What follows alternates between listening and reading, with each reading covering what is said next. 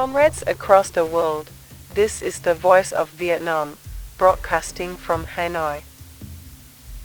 The struggle continues. The Americans send more troops, more bombs, and declare more promises of victory. But they do not understand the heart of this war. The world watches. Students march in the streets of Washington and Paris. Workers strike in Tokyo and London. Voices rise from every continent, asking the same question: why must Vietnam burn? We endure the bombs and the hunger. We endure the long road south because we fight for independence, and the world knows the justice of our cause. Every village that resists, every soldier who marches, every protester who raises a sign thousands of miles away, brings us closer to victory.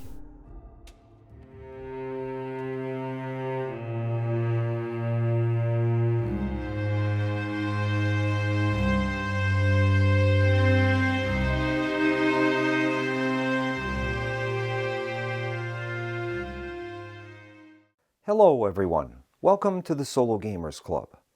My name is Keith, and tonight I'm going to take on the roles of Ho Chi Minh and Vo Nguyen Giap as we play Hearts and Minds 1965 to 1975 from Compass Games. We'll be playing against my revised Blue Bot, which I'm hoping that the revisions will provide a more capable and competitive opponent. I've instituted a rule change that I think should be added to the official rules, not only for solo play but for multiplayer games as well. In the rules as written, U.S. bombers are limited to striking provinces only within South Vietnam proper. But we know from history that U.S. strikes on the Ho Chi Minh Trail started in March of 1965 as a part of Operation Rolling Thunder. So with this revision, U.S. bombers may also target Red forces on the Ho Chi Minh Trail as well. I've added some additional notes to the solo play guide that provide guidance for the bots and that will hopefully produce more realistic operations. These include the activation of pacified provinces and provinces with cities. When the Blue Bot activates one of these provinces, they must leave at least one infantry unit behind to garrison the location, thus preventing the loss of the pacification efforts or the control of the city.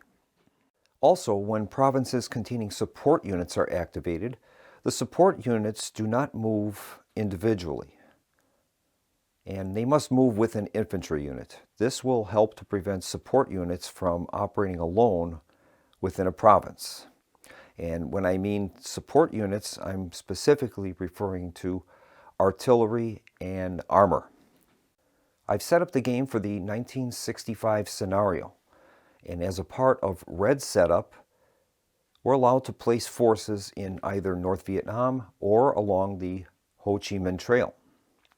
And so what I've done is, in an attempt to spread out the American forces, I placed one division, 4 regiments, and an artillery battalion on the Ho Chi Minh Trail. And I'm hoping that this will force the blue player to kind of spread his units a little thinner. We still have 2 divisions and an artillery battalion in North Vietnam.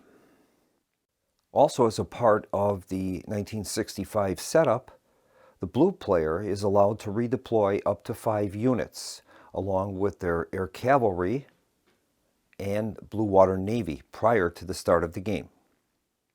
So I think in response to the starting setup of the North Vietnamese forces, Blue is going to transfer a couple of their Arvin regiments, one to Long An province, and I think another from Dar Lac, and we're going to place that into Quang Tin. I think we're also going to relocate our Air Cav brigade into Bin Din. And I think our final adjustment to setup is we're going to move the Blue Water Navy into Quang Tin province. Now for this 1965 year of the scenario, as the commander of the Red Forces, I will not be playing a zone campaign card at this time. But the Blue Bot must make a campaign bot roll to see if they will. I'm currently experimenting with two methods on how to handle the play of bot zone campaign cards. In one method, the zone campaign card is simply shuffled into the Blue's game deck in this case. The game deck is the starting hand of cards that the blue player would have, or red player for that matter. The other requires the card to be added to the bot's play deck, and that must be played as the first card of the current year. The first method adds much more excitement during the playthrough, but it could lessen the effectiveness of the card. The other method will make the card more valuable, but will provide less suspense to the player. For now, I'll be using the first method, and we'll be shuffling any zone campaign cards into the game deck. Now, I found that the key to making adjustments to bots is a lot like flying an aircraft. Small adjustments. You don't want to make any radical changes to change the aerodynamics of the situation. So it's a lot like that in the creation of a bot. We want to make small changes and then see the effect. And what we're attempting to do is to get the bot to react much like a human opponent as possible. That is our goal. The key is small changes. And then we would observe those changes with playthroughs and then make any required changes that you observe. And that's kind of what I'm trying to do here. Now the solitaire game plays very much like the standard game. But due to the limitations of playing the game solitaire, there's certain compromises that we have to make. So what I've done is I've created a revised solo system for the game. And it's very much like the solo system that's provided in the box, but I've kind of made a few other adjustments which I'll go over during the gameplay.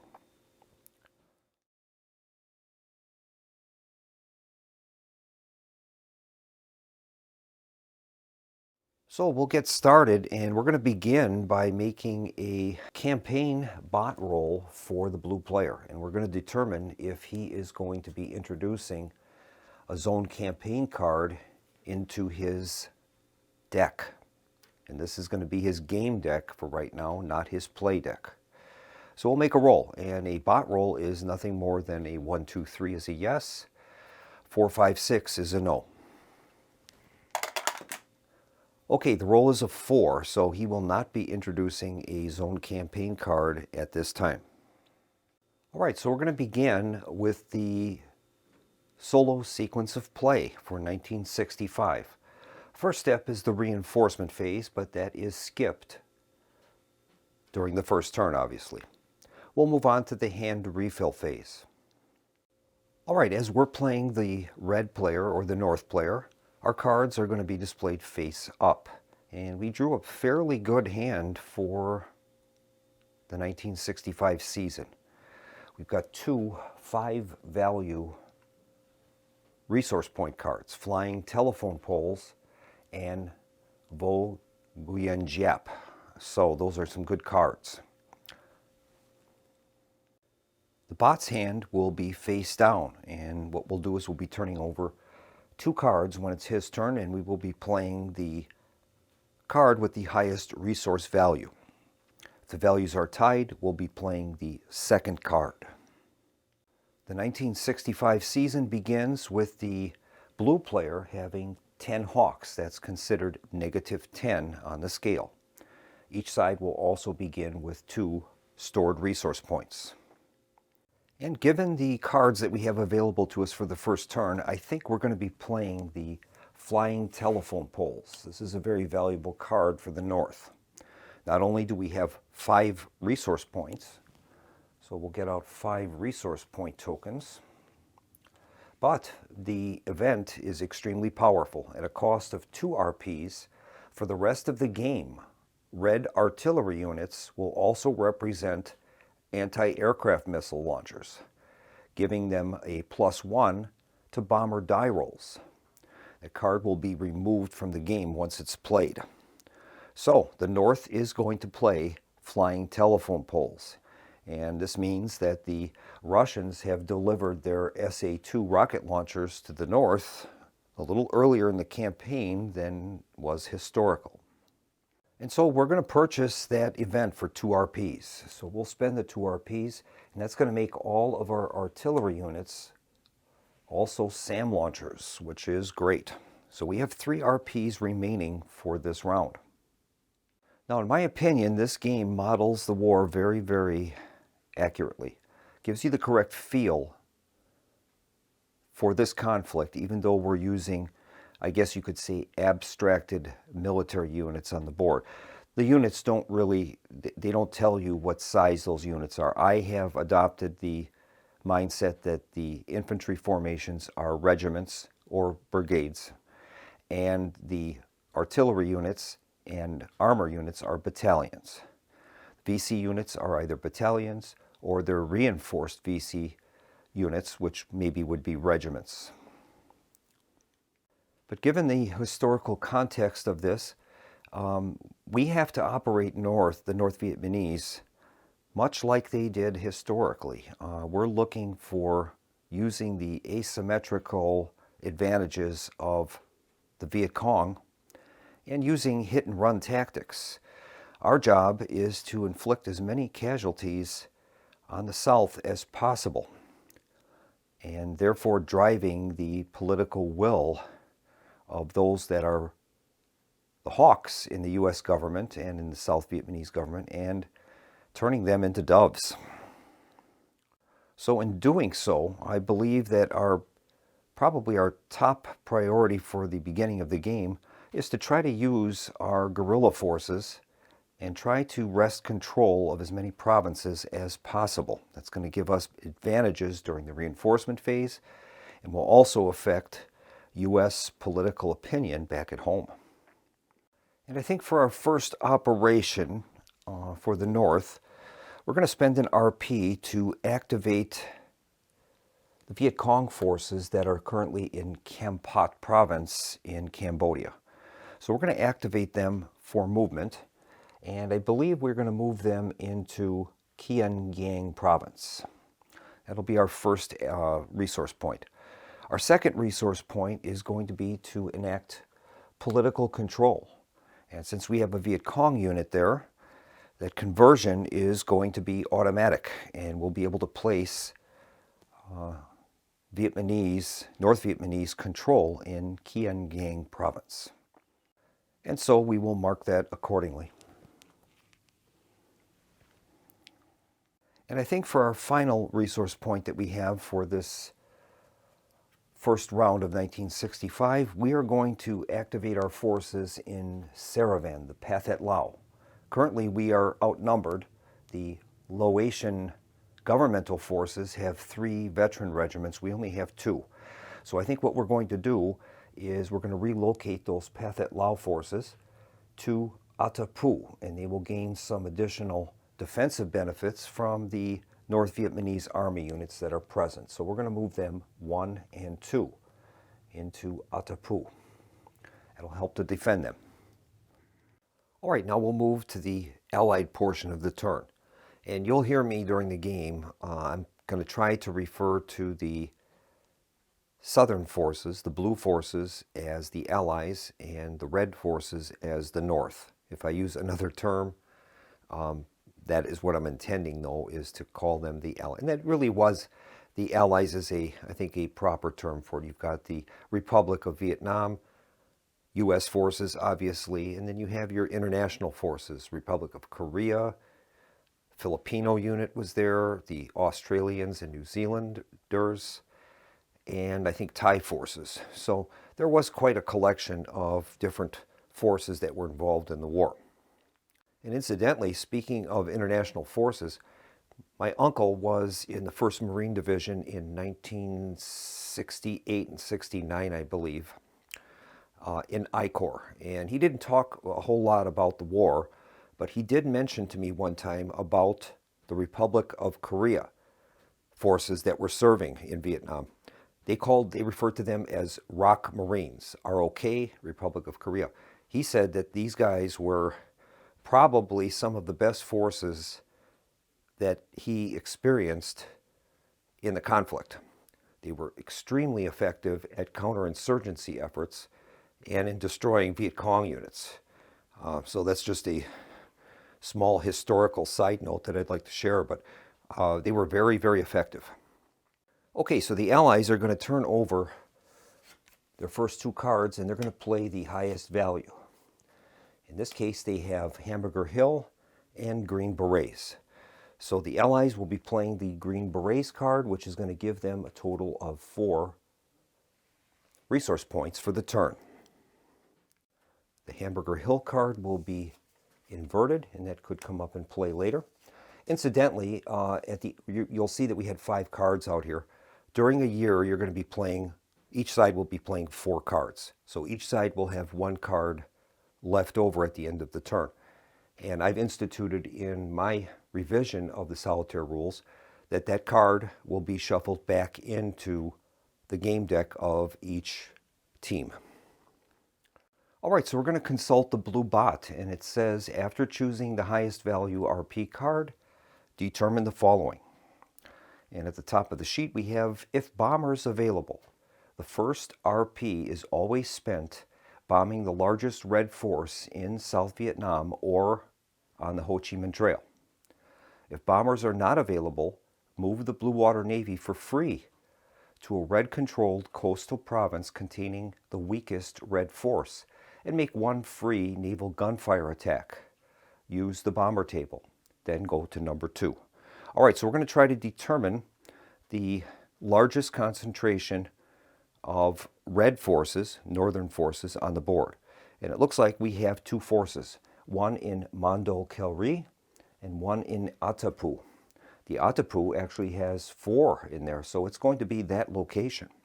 So the B-52s are going to take off from Guam, and they're going to launch a bomber attack on the Ho Chi Minh Trail.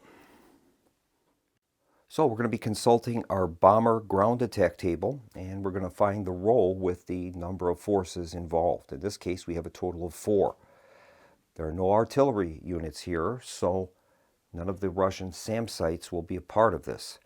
So we're going to be rolling on the 4 units row, and we'll intersect that with the B-52 die roll. Here is the roll.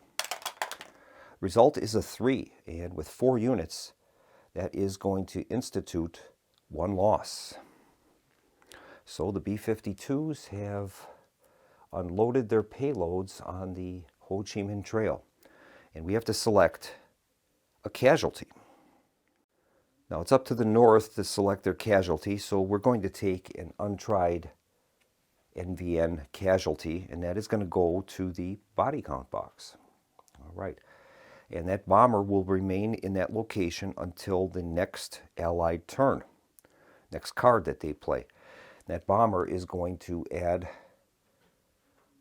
a movement penalty to any units that are attempting to exit, in this case, Atapu. All right, so that cost the United States, the Allied player, 1 of their resource points. So now we'll continue on, and we're going to roll on the number 1 chart of the blue bot. See what they do next. The result is a 1, and that says conduct a free artillery attack. Use the bomber table against the largest red bot force within range of a U.S. artillery, either in the province or adjacent. And then go to number 2. Well, we have a U.S. artillery formation inTua Thien province. So the U.S. artillery formation that is outside of Hue is going to target an adjacent province with an enemy formation, and it has to be in South Vietnam. bombers were allowed to hit the Ho Chi Minh Trail, but there was a lot of politics going on, and U.S. ground forces weren't really allowed to cross that border until much later in the war. So the artillery formation is going to target this hidden Viet Cong formation in Quang Tri. So we're going to consult the bomber table with 1 unit. We're going to need a 1 for success. Now, since this is a hidden Viet Cong formation, if we do hit it, it will not go into the body count. We don't know that they're there. We're going on intel that there was a Viet Cong formation there, but we don't know that. There's no bodies to count necessarily. So in this case, anytime a Viet Cong unit is destroyed and it is in a hidden state, it does not go to the body count box. It'll go into the VC pool. Okay, here is the artillery attack. Results of 4, and that's a miss. Okay, so we're going to go on to number 2 now. So we'll be rolling for the Allies on the number 2 chart.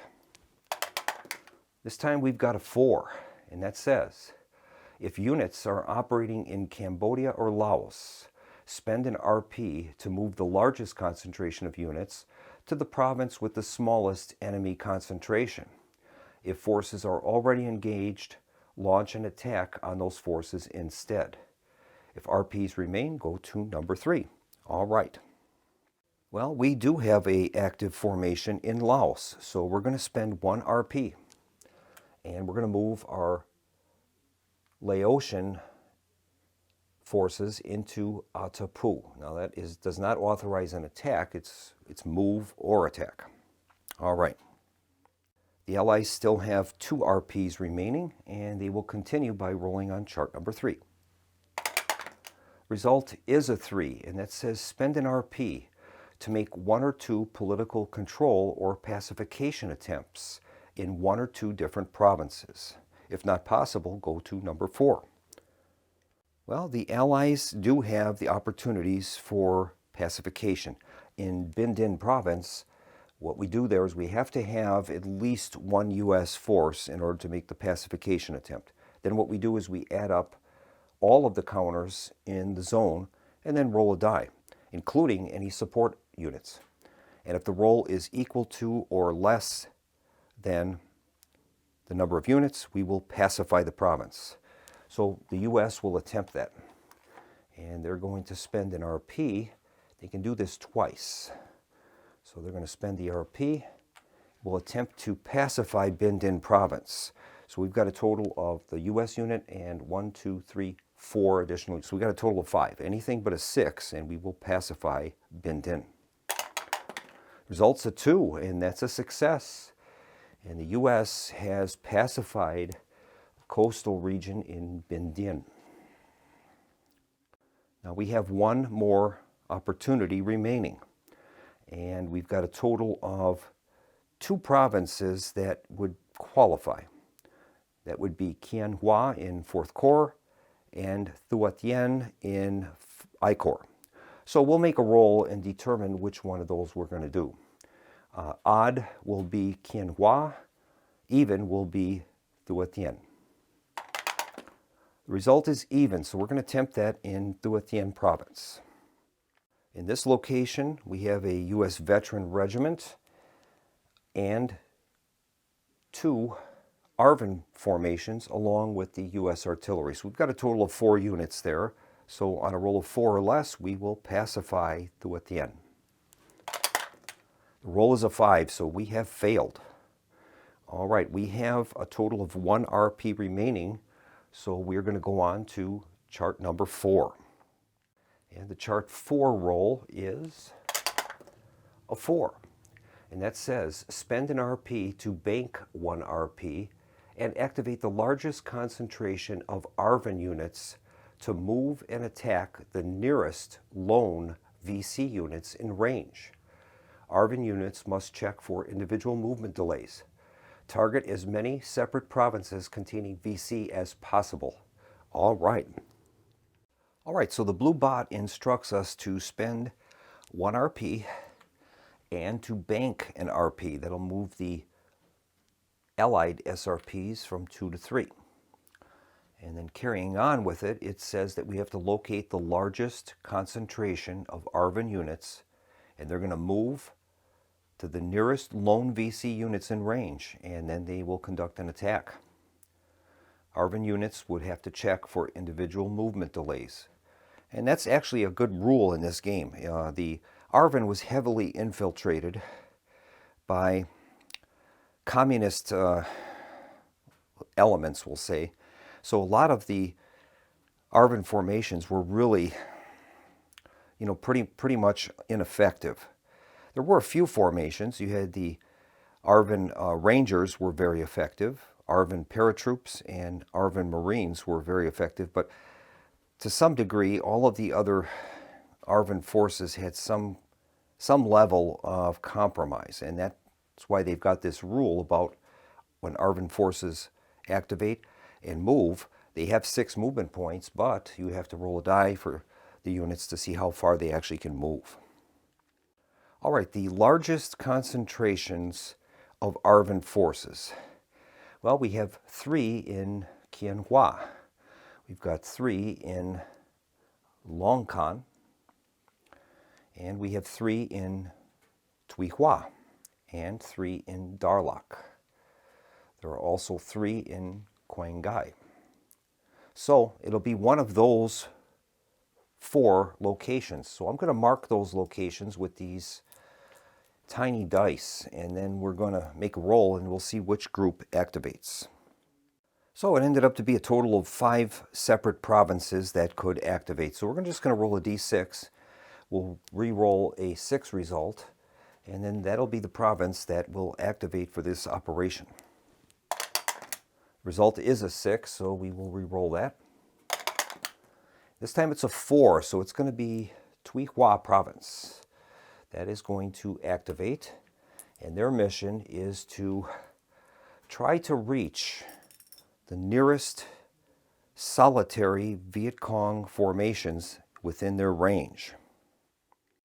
All right, so the nearest formations appear to be 2 spaces away. One is in Ninh Thuan, so we'll mark that with a 1. And we'll have a total of 3 formations, so we'll place 3 of these out here. The next closest would be Pleiku.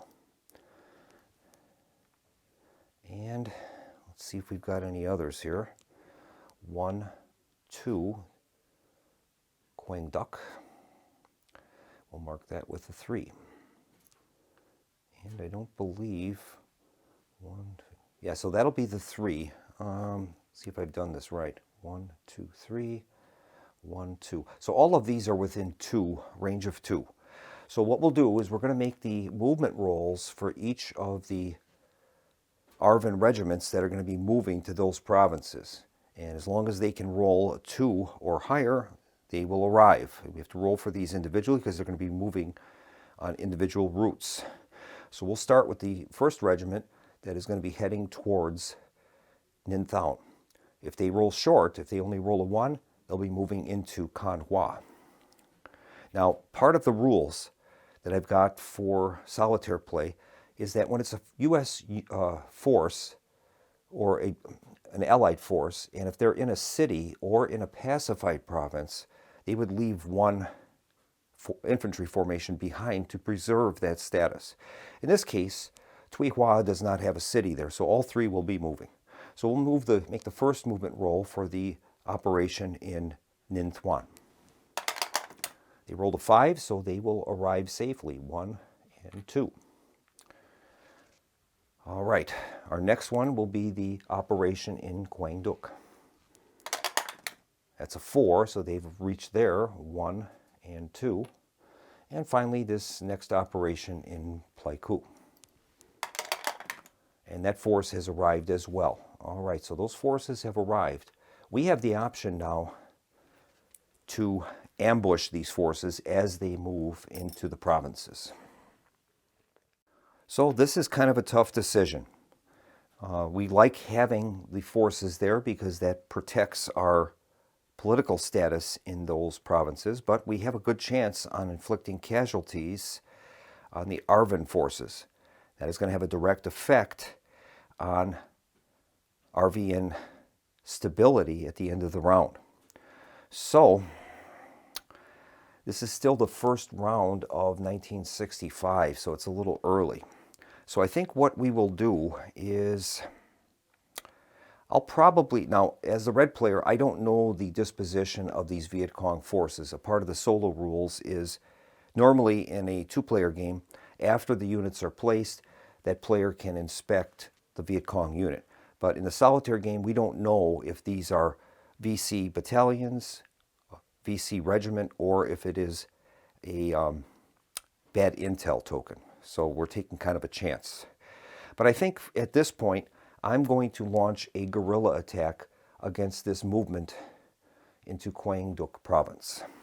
So we're going to consult our ambush table, and we have to reveal the Viet Cong unit for ambushes. In this case, it is a Viet Cong battalion. So we're going to make a roll on the VC row and intersect that with the dice roll, see what we get. The result is a 1, and that is a ambushing unit eliminated.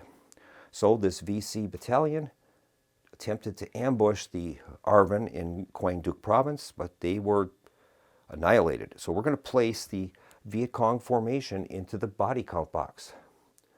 And that is going to bring the Allied turn, first round, to a close.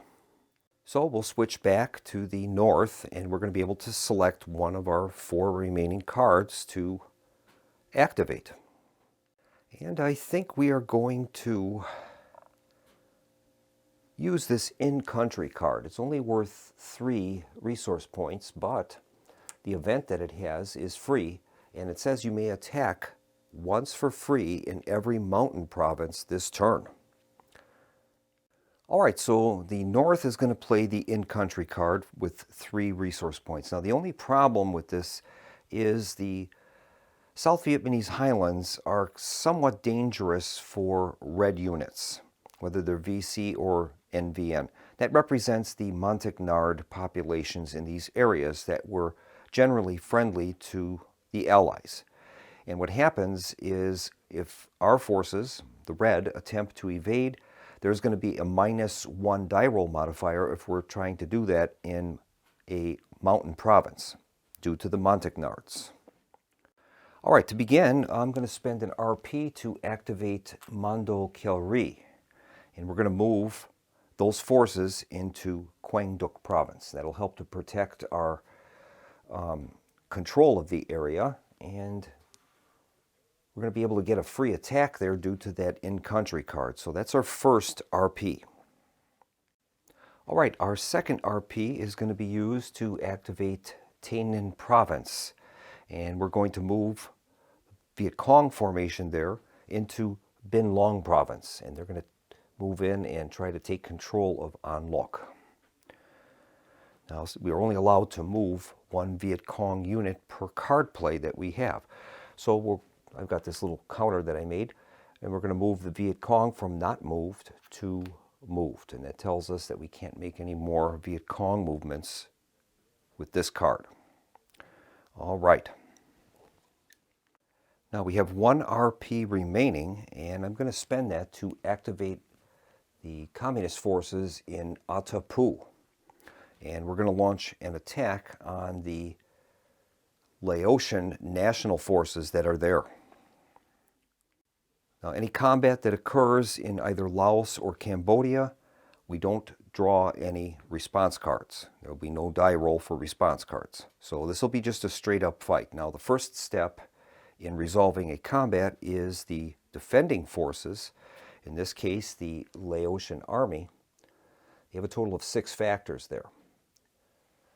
Pathet Lao and the NVN have a total of 5, so it's currently 6-5. The bomber will not provide any additional help other than it will add an extra point to movement through when exiting the province. So in this case, the Laotian national forces have an advantage, and they have a total of 6 factors, and the communists have a total of 5. So they're not going to withdraw. They'll stay where they are. And we're going to launch now and resolve the attack in that location. Once again, no response cards are ever played in battles that occur in Laos or Cambodia. Okay, here's the die roll. And both of them rolled a 2. So we've got an 8 result for blue and a 7 result for red. We'll resolve the attackers first. So we have a total of 7 on the red is going to produce 1 loss. So one of the Laotian national units is going to be placed in the body count box. Now the blue will launch their counterattack. That's an 8 on the blue, and that will also deal 1 loss.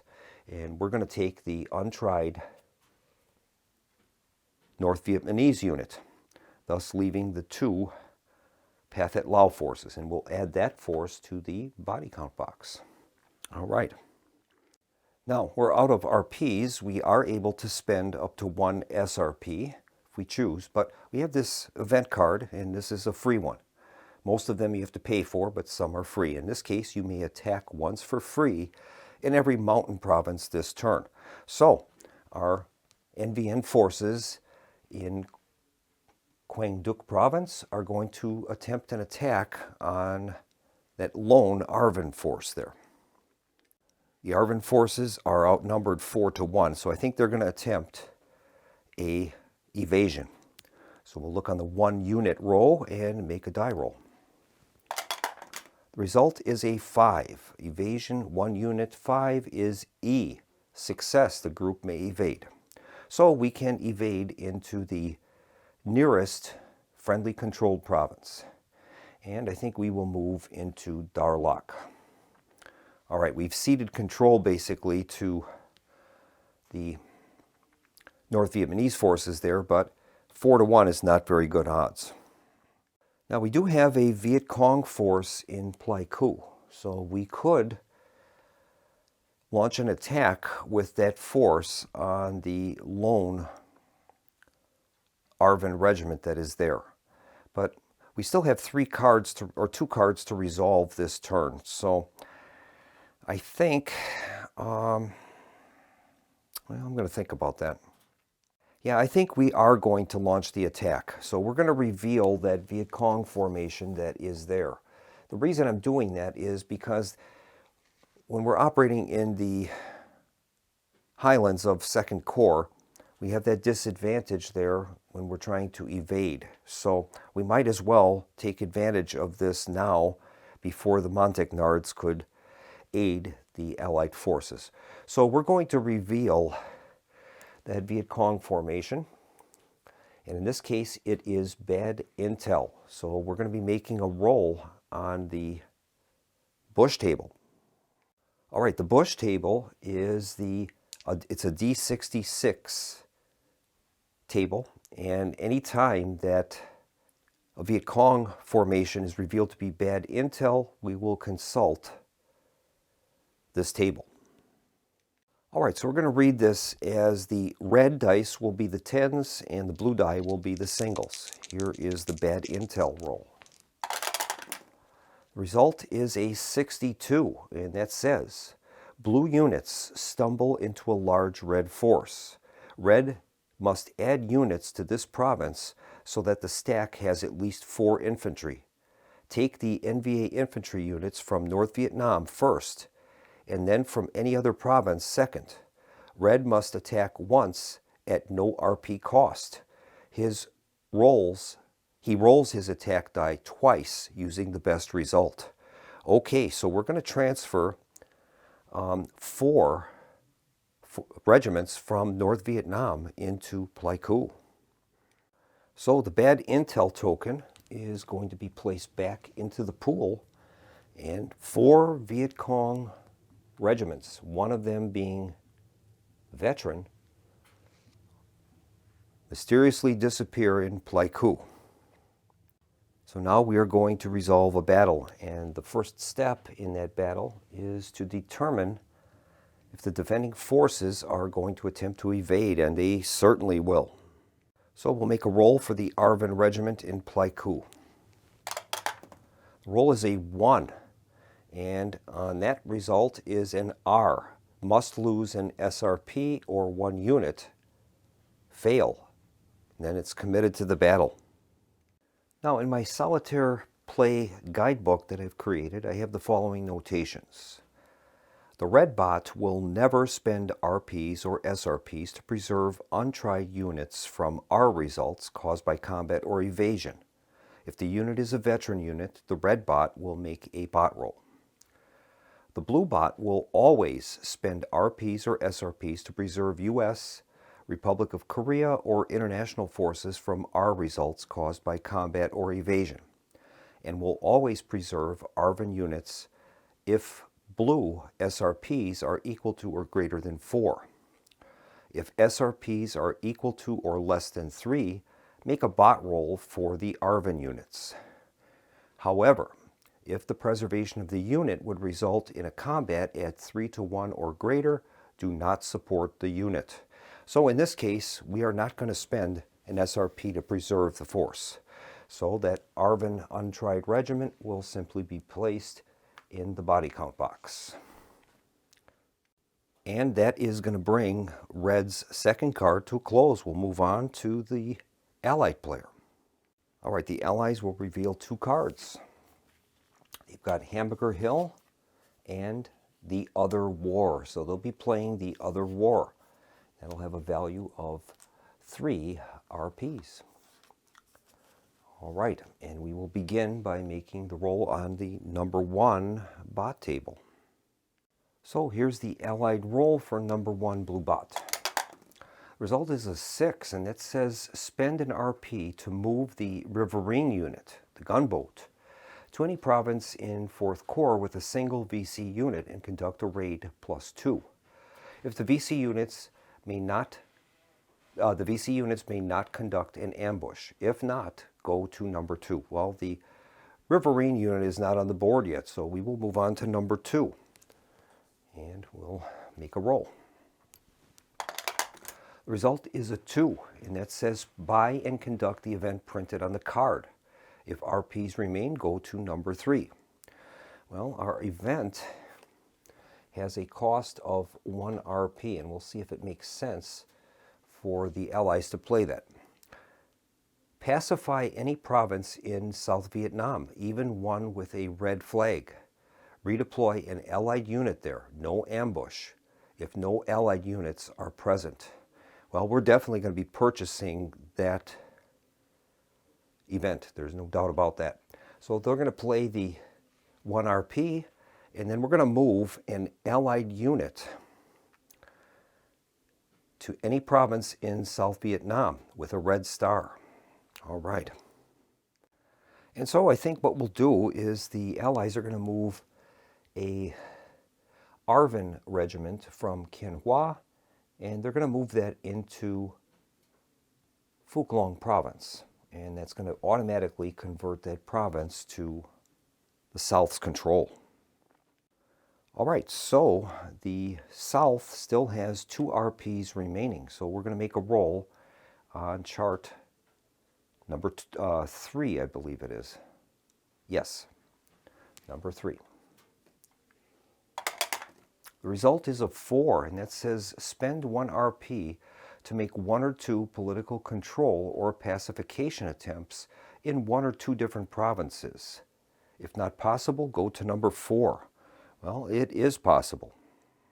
So the Allies are going to spend 1 RP, and they get up to 2 political control attempts. And I think what they're going to do is they're going to attempt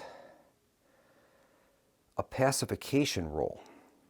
And our best chances of those succeeding are going to be in Thu Thien province. So we're going to go up into I Corps and see what's happening there. Now, in order to attempt political control or pacification, there can be no enemy forces in the province. So we're going to attempt pacification on Thu Thien. We have the U.S. unit and 3 additional units there. So the total is 4. And if we can roll a 4 or less, we will have pacified Hue. And the result's a 6, so they failed. And these have to be separate attempts. So I think our other attempt will be in Quien Hoa in 4th Corps. So in Quien Hoa province, we have a U.S. unit and 2 ARVN regiments. So we need to get a 3 or less to be successful. And we failed again. Okay. The Allies have 1 RP left, so we're going to be making a roll on the number 4 chart. Here is the roll.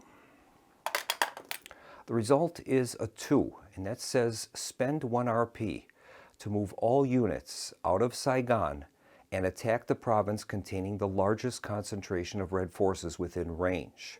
ARVN units must check for individual movement delays. Once Saigon is evacuated, move the nearest concentration of Blue forces in range to Saigon, but with no ARVN delays. All right.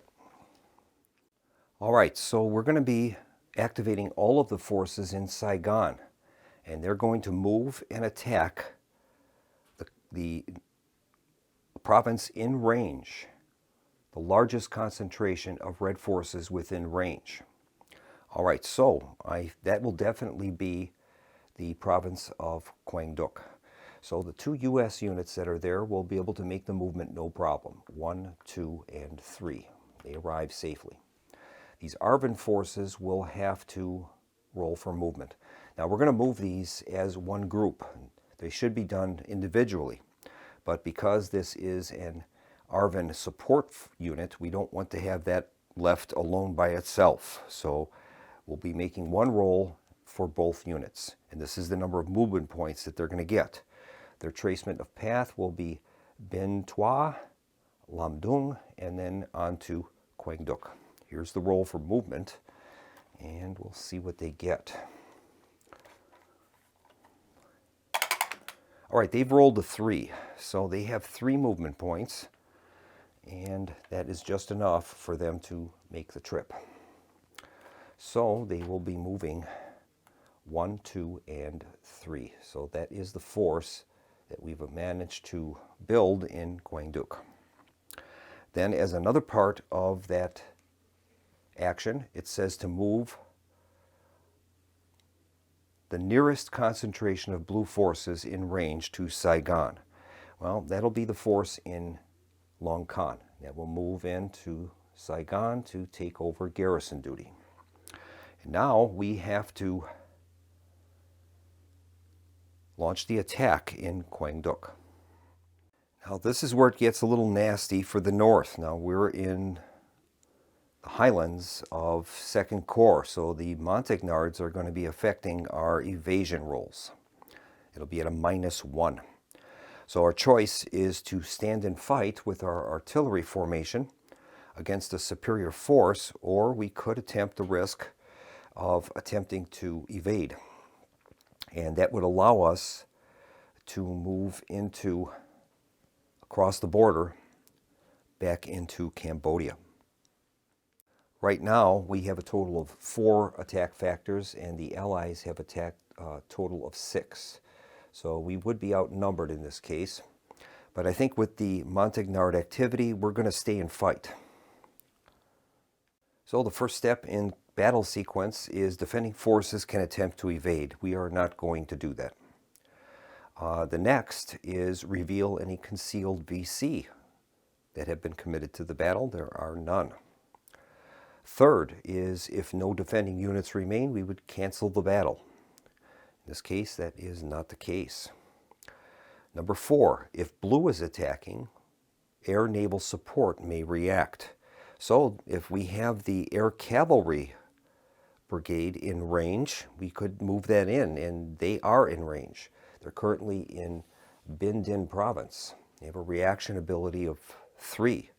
So they are going to react into that location, 1, 2, and 3. So the air cav is now committed. Next, we are going to make a roll for the use of a response card. And that's a change I have to the solo rules that are as written. I'm going to be making a roll, and on a 5 or 6, that side will play a response card. So here is the roll. And in this case, the communists are going to play a response card. So we'll draw the top card from the response deck. And this card will be played whenever it is indicated to do so. If it affects combat, it will be applied immediately. If it affects something in the reinforcement phase or the interphase, we'll keep that card off to the side, and then it will be played at that time. And then when a card is played, it will be shuffled back in to the response deck. So let's see what card the North draws. The North has drawn the card Hearts and Minds. Play in the interphase. When adjusting political will, add +1 or -1 to the number of red flag provinces. All right, we're going to keep that off to the side, and then the North will play that card during the interphase. Now we're going to calculate our battle strengths. The North's forces are a veteran regiment and an artillery battalion. That's going to give them a total of 4. The Allies are going to have 2, 3, 4, 5, 6, and air cavalry, 7, 8. So they're going to have a total of 8 battle strength. All right, so we've marked the Allies with 8, and all that remains now is to make our combat roll. Now, I had the option to attempt to withdraw with our forces, but with the being a mountain province, we would have been at a -1. So I don't know. We'll see what happens with this combat. Here's the roll. All right, good roll for the North and mid-range roll for the Allies. All right, we'll resolve the Allied attack first. They have a total of 9, 10, 11. 11 on the blue is 2 losses, so both formations are going to be sent to the body count box. Red had a total of 10, and that is going to issue 1 loss to the Allied forces. And we're going to select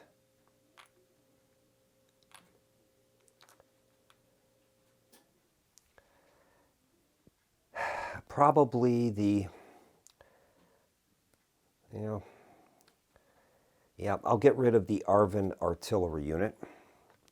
That will go to the body count box. And now we go to promotions. We had a total of 2 red forces on the board that allow us to promote 2 of the blue forces. So we're going to promote both of these American regiments now. They are veteran. All right. All right, so that is going to complete the Allies' second action. So we'll move back now to red. All right, the North has 3 cards remaining. We've got Indian Country, General Uprising, and Nguyen Giap. That's 5. So what I like to do is I always examine the event that is available, and then we can decide that based upon how many resource points that the card gives us. And I think we are going to use this Indian Country card. That's going to give us a total of 4 RPs. And we can purchase the event for 2 RPs. And that says draw a VC unit and deploy it in a pacified province. Roll 1 die. If the result is equal to or greater than the number of allied units there, remove the pacification marker. You may buy this event twice. Okay. Well, the event does not preclude us from doing that in the capital, so we are going to do that. We're going to spend 2 RPs, and we can purchase this up to twice. So we're going to attempt it in Saigon first. So we're going to draw a Viet Cong unit from our bag, and we'll place that into Saigon. So we'll place that in Saigon. Now we have to make a roll. And that says, if the die roll is equal to or greater than the number of enemy forces that are in the province, we can remove the pacification marker. All right, so equal to or greater than. In this case, there are 3 Arvin regiments there. So we need to roll a 3 or greater, and we can remove the pacification marker. And we'll make the roll. Let's see if I've got that in frame. Yes. The result is a 1, so we have failed, but we did get another Viet Cong formation on the board. Now our choices are we could repeat that event one more time, and I think we will. This time our target is going to be Binh Dinh Province. We're going to spend 2 more RPs, and we're going to draw another Viet Cong formation from the bag and place it accordingly. All right. So we'll place that in Binh Dinh Province. Then we get to make the die roll, and we're looking in this case for a 4 or greater, and that would allow us to remove that pacification marker. Let me get that into frame. Okay, let's try that. The result is a 4, so the Indian country card was successful, and we're able to remove the pacification marker. That's great. But unfortunately, that used up all of our resource points. We can spend 1 from our stored resource points if we choose. And I'm going to do that. We're going to move our SRPs down from 2 down to 1, and we're going to do political control in this province of Bin Long. And we're going to convert that to North Control. It's an automatic because we have a Viet Cong formation there. That'll bring Red's 3rd card to a close. We'll move on to the Allies, and we'll draw their cards and see what they got. They have Hamburger Hill, which is a 2, and they have Out Country, which is a 3. So Out Country will be played. That's worth 3 resource points. All right. And we'll begin by making a roll for the blue bot on table 1. Result is a 3, and that says roll another die. Okay, we're going to roll another die and see what the result is. In this case, it's a 6, and that says 4 to 6. Spend an RP to activate the province containing the largest concentration of ARVN units. Move and attack a province containing Viet Cong units. Checking for ARVN movement delays and prioritizing provinces under enemy control. Otherwise, move and attack units in the weakest held enemy province in range. If not, go to number 2. All right, so they are going to spend 1 RP, and they're going to activate the province with the most ARVN forces. In this case, it is going to be Darlak province. There's 4 of them in there. So what they're going to do is they're going to move into VC-controlled VC provinces, provinces that contain Viet Cong formations, with a priority on those that are under their control. And then they're going to make an attack there. All right. So definitely one of them is going to be an attack on this province in Ninh Thuan. All right.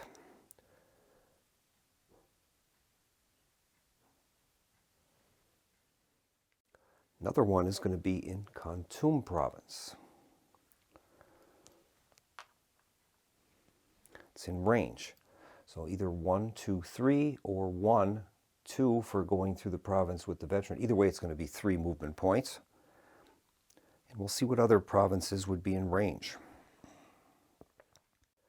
Well, the 3rd unit could definitely move into Bin Long province. 1, 2, 3. So we will do that. And the 4th unit, we want to prioritize them under those under North's control. So that would probably be Binh Dung province. 1, 2, 3. All right. So those are the 4 moves that we're going to make. And we have to roll for ARVN delays, unfortunately. So we're going to move first one into Ninh Thuan province. Let's see what its movement is.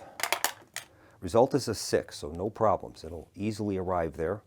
And then both ARVN units are going to attempt to attack that Viet Cong formation. The next one is in Kon Tum. We'll see if this regiment can make it there. It's going to need 3 movement points to get there. And I guess we will take the path going around 1, 2, 3 since they're equidistant. Results of 4, so he makes it. All right. Our third province will be in Bin Long. That'll require 1, 2, 3 movement points. And they got it, 3 movement points. 1, 2, 3. So they've arrived safely. And finally, the last one will require 1, 2, 3 movement points. And they did it.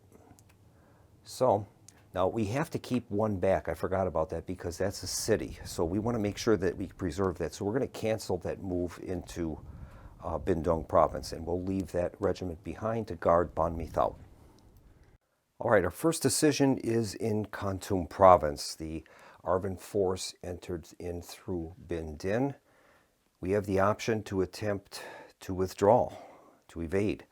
Once again, though, Kon Tum is in the mountains. So, given that reality, with the -1 die roll modifier, I think we will stand and fight.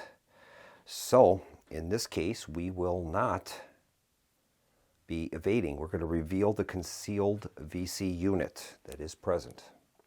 In this case, it is a Viet Cong battalion. All right. If no defending units remain, the battle would be canceled. If blue is attacking, we can have air or naval support. And in this case, naval support can't be given because it has to be a coastal province, but perhaps the air cav could reach there. And they can. They have a value of 3. So let's see. 1, 2, 3. No, they will not be able to react because the veteran force, I believe, in Pleiku will still add +1 to the movement. I'm going to check that. No, red units do not affect its movement. So it's going to move into Darlak, Pleiku, and into Kon Tum province. Next, both sides will roll for a response card. In this case, no one will play a response card, so we'll resolve the battle, and this probably will not end well for the Viet Cong. All right, we are going to have a total of 3 battle strength.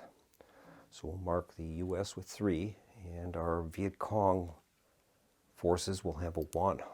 And now we will resolve the battle. All right.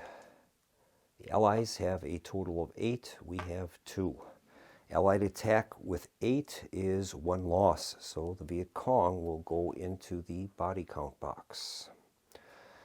VC have a total of 2 on red, and that's no result. So that was a successful attack in Kon Tum province. We'll move to Bin Thao province. All right, in Bin Thao province, there are 2 Arvin regiments and 1 Viet Cong unit. I think we're going to attempt evasion. We won't have any problems from the Montagnards in this location, so the VC will attempt to evade. This is a VC down. So we'll be using that roll, and here's the roll. Result is a 3. For VC down is evasion, so we have successfully evaded. Now for Viet Cong formations in the solo game, they can evade into an adjacent province that is empty or friendly, and if necessary, they could evade into an enemy-occupied province. In this case, the choices would be Bin Thao, Thuyen Duc, and Can Hoa. So I guess we will make a roll. 1, 2, 3, 4, 5, 6. Those would be the choices, but we're in control of the VC, so we can decide where we want to put him. And I think we will put him into Bin Thuan. We'll retreat him there. The Arvin forces are not able to attack. All right, next is the force in Bin Long. And we have to decide if we are going to evade. And I think we will. We're going to attempt an evasion roll. And we will do that. So this is a VC down, and we'll make the roll. Result is a 4, and that is evasion. So we have successfully evaded, and we can either move into an adjacent province or across the border. And I think we will evade into Tay Ninh province. And the Arvan forces are unable to track us down. All right. All right, that is going to complete the first resource point for the Allies. They have 2 remaining. And we'll have them make a roll on the table. In this case, table number 2. Result is a 2. Buy and conduct the event printed on the card. If RPs remain, go to number 3. Well, this card is Out Country.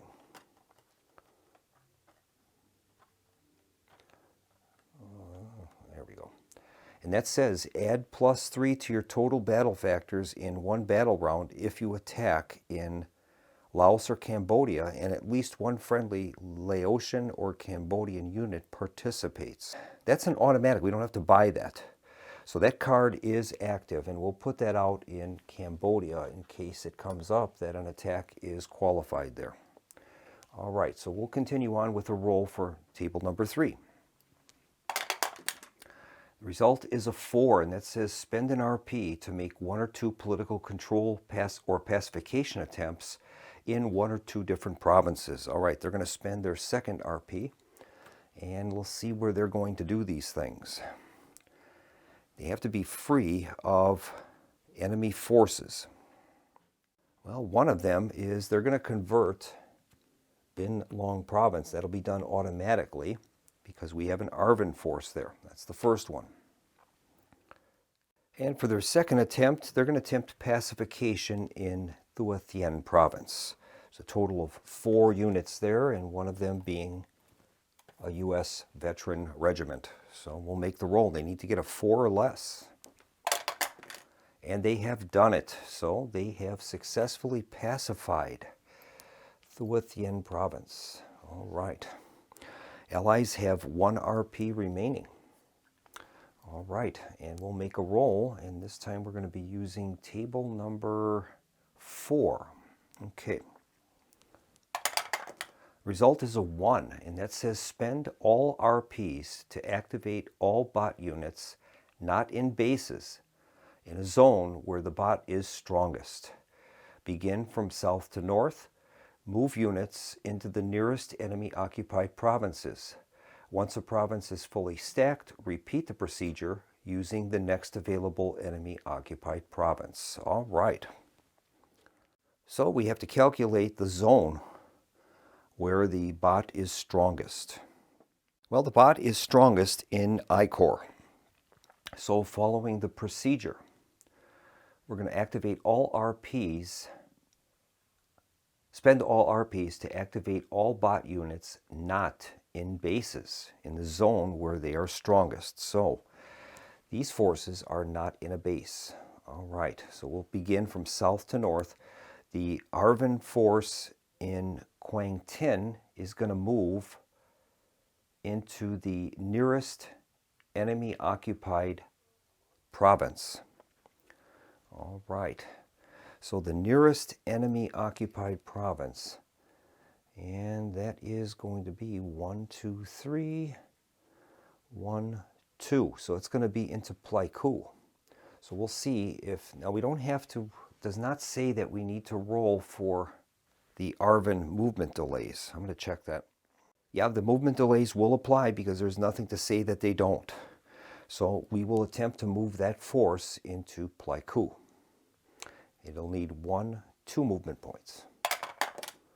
And it has it, so 2 points will move it into Pleiku. All right, and then we will continue with the force in Quang Nai. Now that's already in a base. The forces in Thua Thien are not in a base, so they will attempt to do so. The nearest is the force, enemy force in Quang Tri. So we're going to leave 1 unit behind because this is a pacified province, and they're going to move the remaining forces into there. So we'll move the veteran U.S. and artillery into that location, along with an untried ARVN force. The veterans will stay in Hue to guard the city and the pacification status. Now that result on the bot chart did not authorize an attack. It was simply a move. So that will complete their RPs for the turn, I believe. And I was wrong. The Allies have 1 RP remaining. So we're going to make a roll on the table for them. In this case, they're going to be using number 5. Here's the roll. Result is a 1, and that says spend an RP to make 1 or 2 political control or pacification attempts in 1 or 2 different provinces. All right. Well, one of them is going to be in Ninh Thuan province, and that will be automatically successful as we have ARVN forces there. And the second attempt is going to be a pacification attempt in Quyen Hoa province in 4th Corps. We have the U.S. unit and 2 supporting ARVN regiments, so we need a 3 or less to pacify the province. The result's a 5, so they failed, and that is going to bring Allies' turn to a close, and we'll be moving on for the 4th card for the North. And for our final card, we've got General Uprising and Vo Nguyen Giap. And we're going to play the Giap card. That's worth 5 RPs. So we've got 5 RPs to use with this card. And I think we are going to spend 2 of them and transfer them to SRPs. That'll move our SRP total from 1 to 3. It leaves us with 3 resource points remaining. Now, as that Allied formation moves into Quang Tri, we have the option to conduct an ambush if we choose. And I think we're going to pass on the ambush. I'll leave the hidden Viet Cong formation there. I think for our first resource point, we're going to activate the forces in Pleiku and launch an attack on the ARVN force there. Obviously, the ARVN are outnumbered, and whenever a solitary unit for the bot is being attacked by a superior force, they will attempt evasion. So they will do so. They'll attempt to evade 1 unit. The result is a 5, and that is a successful evasion. So they can evade into the nearest province that is friendly controlled. And that would be either Darlak, Phu or Binh Dinh. Binh Dinh is already filled up though, so we can't go there. It'll have to be Darlak or Phu. And I believe we're going to move into Darlak. All right. As the force evaded, we never spent the RP, so we still have that. So I think what we'll do is we're going to spend that RP to activate Pleiku. And we're going to move that force into Kon Tum province. As our second RP, we're going to launch an attack there. And the U.S. forces have the option to evade. The air cavalry can evade automatically, so they will do so. They're going to evade into Binh Dinh province. Now our untried ARVN are going to attempt evasion as well.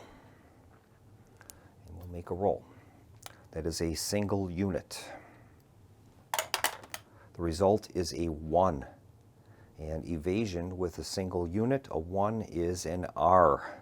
And that means they have to lose an SRP or a unit.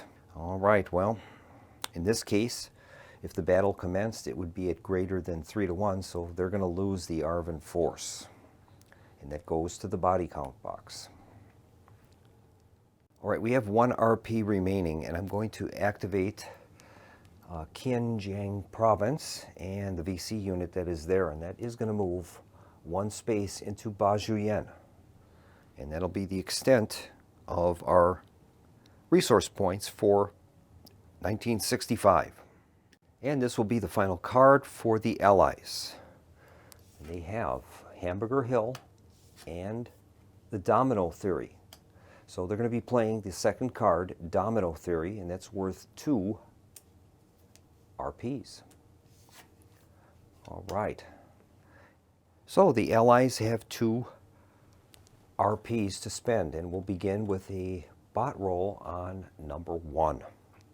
The result is a 2, and that says conduct a free artillery attack using the bomber table against the largest red bot force within range of a U.S. artillery, either in the province or adjacent. All right.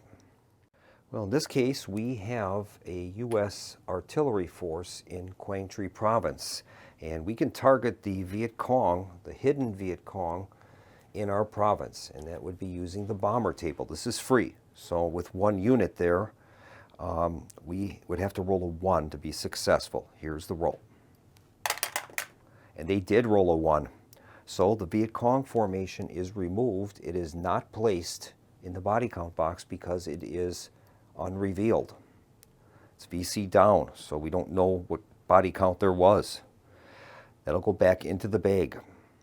The Allies still have 2 RPs, and they'll make a roll on table number 2. Result is a 3, and that says if units are operating in Cambodia or Laos, spend an RP to move the largest concentration of units to the province with the smallest enemy concentration. If forces are already engaged, launch an attack instead. Well, that will be the case. All right, so the Allied forces are going to use an RP, and they're going to engage the Laotian army to fight against the Pathet Lao. And both sides have a total of 4 factors. There'll be no card draws for this because it's taking place in Laos. So we're going to have 4 for the Allied forces and 4 for Pathet Lao. Okay, here is the die roll. Both rolled a 6, so this is going to be deadly. All right, both have rolled 10. A 10 on the blue is a 1R. All right, 1R. So that's going to remove 1 veteran Pathet Lao. And they have the option to spend 1 to preserve it. And in this case, we'll spend the 1 to preserve the other. All right. The red have rolled a 10, and that is 1 loss. And that will be inflicted on the Laotian forces. Those go to the body count box. All right. Allies have 1 RP remaining. And we're going to be rolling on table number 3, I believe. Yes, it'll be table number 3. Okay, the roll is a 1, and that says, buy and conduct the event printed on the card. If the event has already been played, move a single U.S. unit, even if it accompanies ARVN units, to the nearest enemy province with a VC and attack it. All right. Well, in this case, the event is a no-cost event. And it says this card is worth 3 RPs if NVA units are in either Laos or Cambodia, or 4 if they're in both. Well, in this case, the NVA is in Cambodia, so the U.S. would actually have 1 extra resource point to spend. All right. So in this case, the U.S. is going to move a unit, a single U.S. unit, to the nearest enemy province with a VC and attack it. All right. Well, the only province with a solitary U.S. unit is in Quang Hoa. So it can reach, adjacent would be Ba Juyen.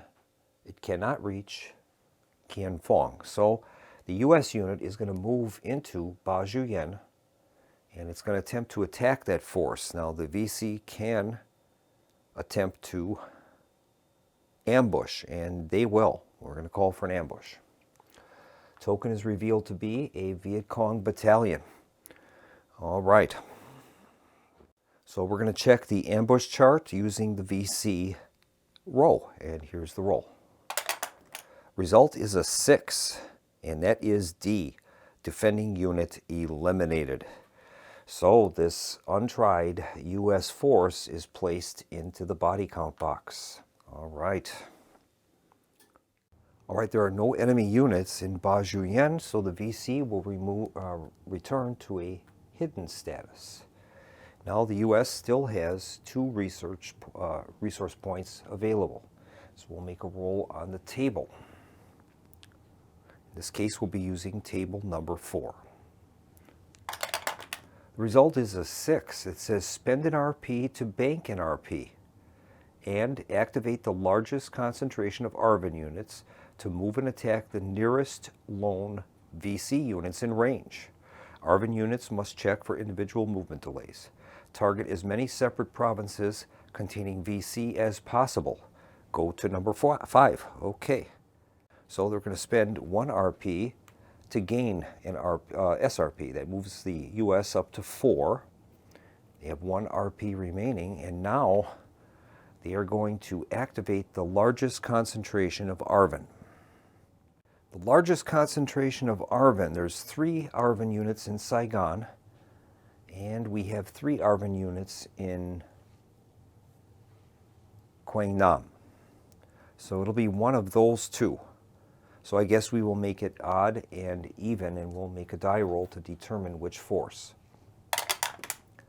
And it is even, so it's going to be Quang Nam province. So they are going to activate and move to the nearest province with Viet Cong. All right. Well, one of them is going to be Binh Dinh province. There is a VC there. So one of those will be targeting that region. The next closest Viet Cong in range is Binh Thao province or Phuc Long. So I don't know if we'll be able to reach that. 1, 2. Well, we can reach it by amphibious. Amphibious movement would be able to reach that area, so a solo unit can do that. And we will place a 2 there. Now that's it's as far as we can use is 2 units. The third one will have to stay to defend Da Nang. So only the 2 units. We'll make the first one, which will be a movement roll for the force moving into Binh Dinh province. That has a movement value of 3. So we'll move that 1, 2, and 3. It cannot go there because that would be overstacked. Can't do that. So we'll have to switch that. Possibly, I guess it would be another amphibious operation. And the nearest one that they could reach would be Saigon itself. So they're going to do an amphibious movement, moving that to Saigon. And the next one would also be an amphibious movement, and we'll move that into Binh Thao. All right. So the first operation is Binh Thao. And I think we are going to, since we're late in this story, we're going to attempt ambush. And I'll make a roll. First we'll reveal the unit, and then we'll find out what its ambush ability is. Let me get my dice tray in order. Not quite. Okay. We'll try it there then. Okay, so we're going to reveal the Viet Cong formation in Binh Thao. That is a bad intel, so we're going to be making a roll on the bush table. All right, the red die is the 10s. The blue is the singles. This time we've got 66, and that's My Lai. In 1968, U.S. Army forces killed hundreds of unarmed citizens in South Vietnamese hamlets of My Lai and My Khai. The incident prompted widespread outrage. Add 1 dove and subtract 1 from ARVN stability. It does not have to be 1968. That is terrible. So the bad intel token is removed and placed back in the supply. And now we have to lose. We're going to be adding a dove. So that is the opposite of a hawk. That'll move our hawks from -10 to -9. And now the RVN stability marker will be down by 1. So we're going to move our RVN stability from 0 to -1 for the time being. Okay, Next is the operation in Saigon, and we have a Viet Cong that is down in Saigon. And I think we are going to attempt to evade. Okay, so our Viet Cong formation is VC down, and he's going to attempt to evade.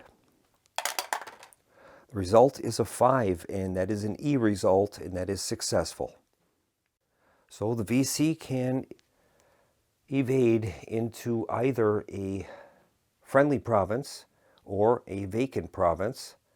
Last resort would be an enemy-occupied province. So, in this case, I think we will evade into, well, that would place 2 units there. I guess they'll retreat into Long Con province.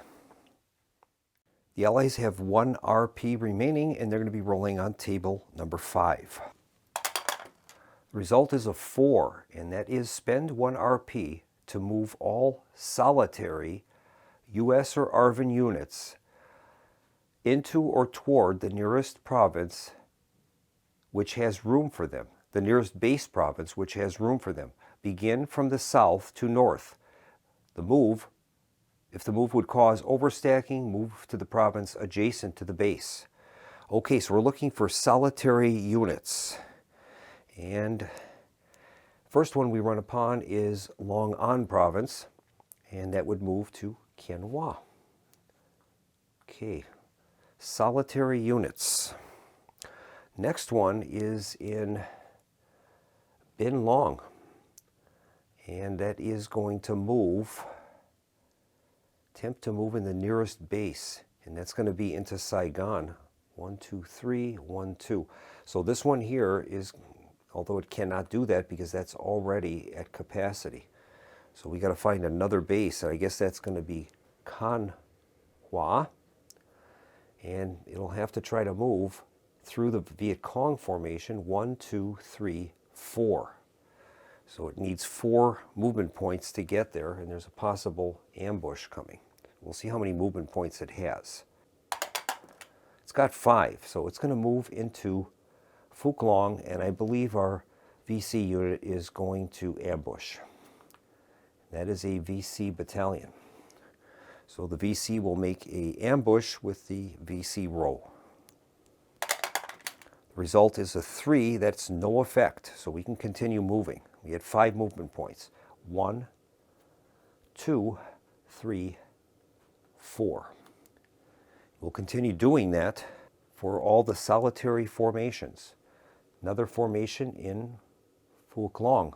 So it's going to try to move 1, 2, 3. We'll see if it can do that. It can. So it's going to move 1, 2, 3. There's a solitary unit in Bin Town. And let me readjust the camera here. The force in Bin Town will attempt to move 2 spaces towards Can Hoa. Result is a 1, so it only moves the 1 space that it can. And we'll continue checking for solitary units. The only other formation is this veteran ARVN formation in Tua Thien. And they won't move from there because they are protecting the pacification status. So that will be the end of all of the actions for 1965. VC formation in Phuc Long is now hidden. Back to hidden again. There's no Allied forces in there. All right. So we're going to move on now to the interphase. All right, we're going to begin the interphase by scoring any grand campaign cards that were played. There were none. Next, we would check for collapse in Laos or Cambodia. And neither of those are true. In order for one of those allies to collapse, there would have to be all of their forces in the body count box. And that is not the case. We still have active forces on the board. Next, we add dove points to political will on the game track. Add 1 dove if the current year is 1968. That is not true. Then we add 1 dove for every US, ROC, or IF unit in the body count box. And there is one. We'll take a closer look at that. And that is true. We have 1 US unit in there. So that is going to reduce us from -10 hawks, down to -9 hawks. All right. Next, we're supposed to check. It says add still another dove if there are not more red units than blue units in the body count box. It's kind of a poor way to word that. A better way to say that would be +1 dove if in the body count box the number of red units is equal to or less than the number of blue units. And that is not the case. We've got a total of 1, 2, 3, 4, 5 blue, and 1, 2, 3, 4, 5, 6, 7, 8 red. And incidentally, the use of the words blue and red, blue refers to any Allied unit, red refers to any North unit. Next, we're going to get a count of the number of red flagged provinces in South Vietnam. 1, 2, 3, 4, 5, 6, 7, 8, 9. So there's a total of 9. And 9 is going to produce a total of two doves. So that will move our -9 hawks to -7 hawks. Next is going to be our check for RVN stability. First step is to subtract pacified provinces from ARVN units in the body count box. Blue must pay the difference. So what we'll do, right now we are at -1 because of that event that we had at My Lai. So right now there are a total of 2 pacified provinces, Saigon andTua Tien. So right now we are at -1 ARVN stability, and we'll be increasing that to 2. So we're at -1, we'll improve that to +1. And now we have to subtract out the number of ARVN units in the body count box. There are 3 units in the body count box from the ARVN. So that means we have to move our stability marker down 3. 1, 2, and 3. So that would be -2. So in order for us to prevent a coup, we need to spend 2 stored resource points. And that is what we're going to do. We'll move our stored resource points down from 4 down to 2, and that will prevent RVN collapse. Our next step is to check for victory. So what we do there is we get our victory goals chart out. We check 1965, and we look for if either team has an auto win. For red to achieve an auto win, we would have to have equal to or greater than 1 dove. Well, we're at -7, so that's definitely hawks. The blue player would need to have equal to or less than -13, which would be 13 or greater hawks, and they don't have that either. So currently the endgame goal for 1965 is -7. That's exactly where the marker is. We're at 7 hawks. That's -7. So at the close of the 1965 season, Allied power has been reduced. Our political control started the year at 10, and right now we're at 7. So VC have made, and the NVA have made some inroads in 1965. So the turn will now switch to 1966, and we're going to begin our reinforcement phase. So now we move to the reinforcement phase of 1966. The reinforcements for each side are written on the turn chart, but they're also included on the player reference card. So we'll begin with step 1, and that says players collect bonus RPs, which they add to their stockpiles. Each player receives 2 RPs. Red receives +1 starting in 1968 and ending the year after blue plays the Commando Hunt card. Blue receives +1 RP every year that the political will is still a hawk. So in this case, blue is going to receive 3. That will move them up from 2 up to 5, and the North is just going to gain 2. They're up to 4. Next, we move all units from the body count box to the dead pool, with a few exceptions. Viet Cong units will be put into the VC pool, so the VC units will be added into the draw bag. The other exception would be North Vietnamese tanks. They do not return except by events. And then third, we're going to remove from the game all units for collapsed Laotian or Cambodian faction. They never return. Well, there won't be any, there was no collapse. So all these forces will move into the dead pool, and they can be repurchased with replacements. All the units will come in as untried.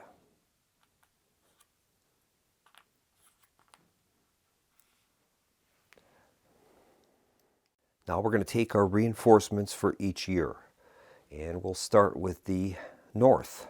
In 1966, the North will get 5 NVA regiments. So we'll get 5 regiments out.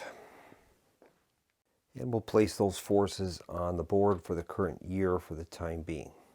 Now we'll do the same for the Allies. The Allies will get 5 U.S. regiments. And so we'll place 5 U.S. regiments. These are once again in untried capacity. We'll also have a U.S. artillery formation. We'll place that out, along with a U.S. tank formation. Now tanks, the only restriction with them is no tank units can enter the 4th Corps. It's too swampy there. Next, there's going to be 3 new ARVN regiments and another U.S. bomber formation. Okay, so those are the reinforcements. Step number 4 of the reinforcement phase would only begin in 1969, and that's the Vietnamization program. That's where the U.S. will eventually start drawing down its forces in country. And then each player is going to take replacements from the dead pool. A certain number are free. The player must pay RPs if he wishes to take more. Players receive the following free replacements: 8 NVA, 5 ARVN, 1 U.S. or ROC or International Force, and all Pathet Lao, Khmer Rouge, Cambodian Army or Laotian Army units. All units in the dead pool are eligible, including air naval assets. Players may buy additional units from the dead pool for 1 stockpile RP. All infantry replacements are untried. Players may not take or buy their opponent's units. Okay. So the North has a total of 8.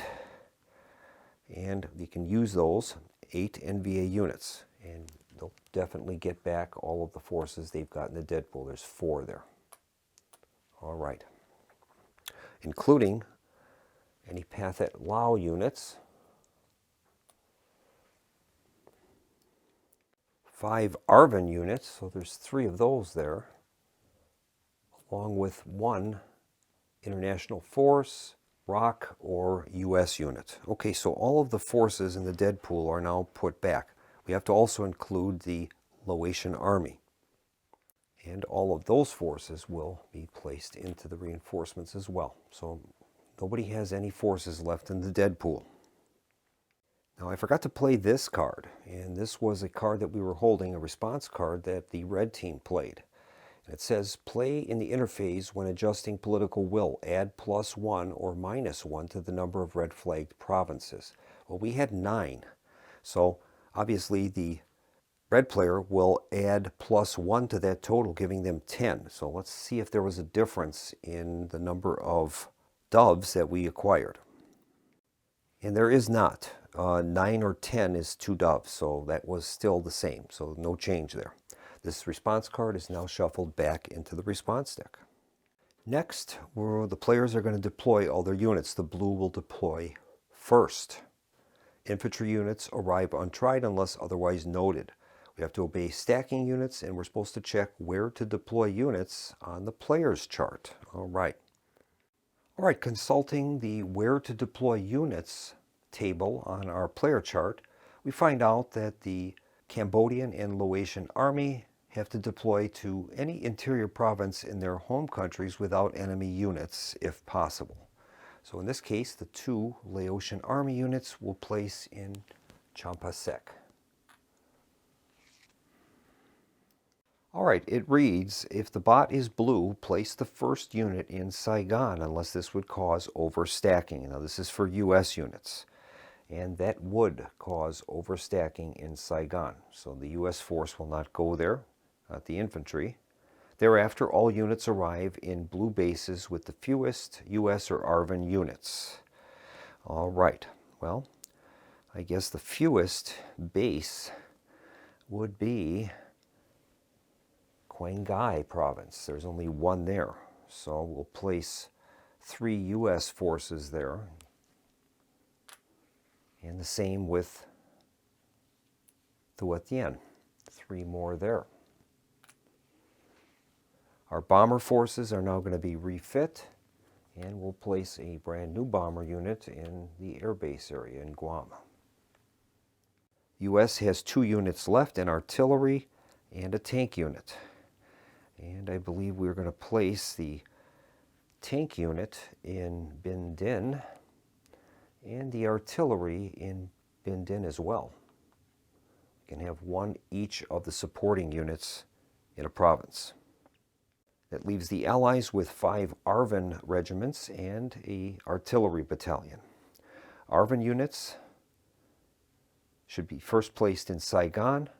Place the remaining units 1 at a time in random base provinces not controlled by the red player. Place the units from south to north. Make bot decisions if necessary. Artillery and tanks go to Saigon first. After that, use a bot decision. So the artillery will be going to Saigon, that is for sure. You've got 4 infantry and 1 support. So we'll start with base units starting in the south, and that will be in Ken Hua. Another base is Kan Hua. Another base is Tui Hua. Bin Din province is full. We can't place any more units there. Quang Nam is full. And that's it for the bases. Pleiku is not under our control. Long Khan is still under our control, but there's an enemy unit there.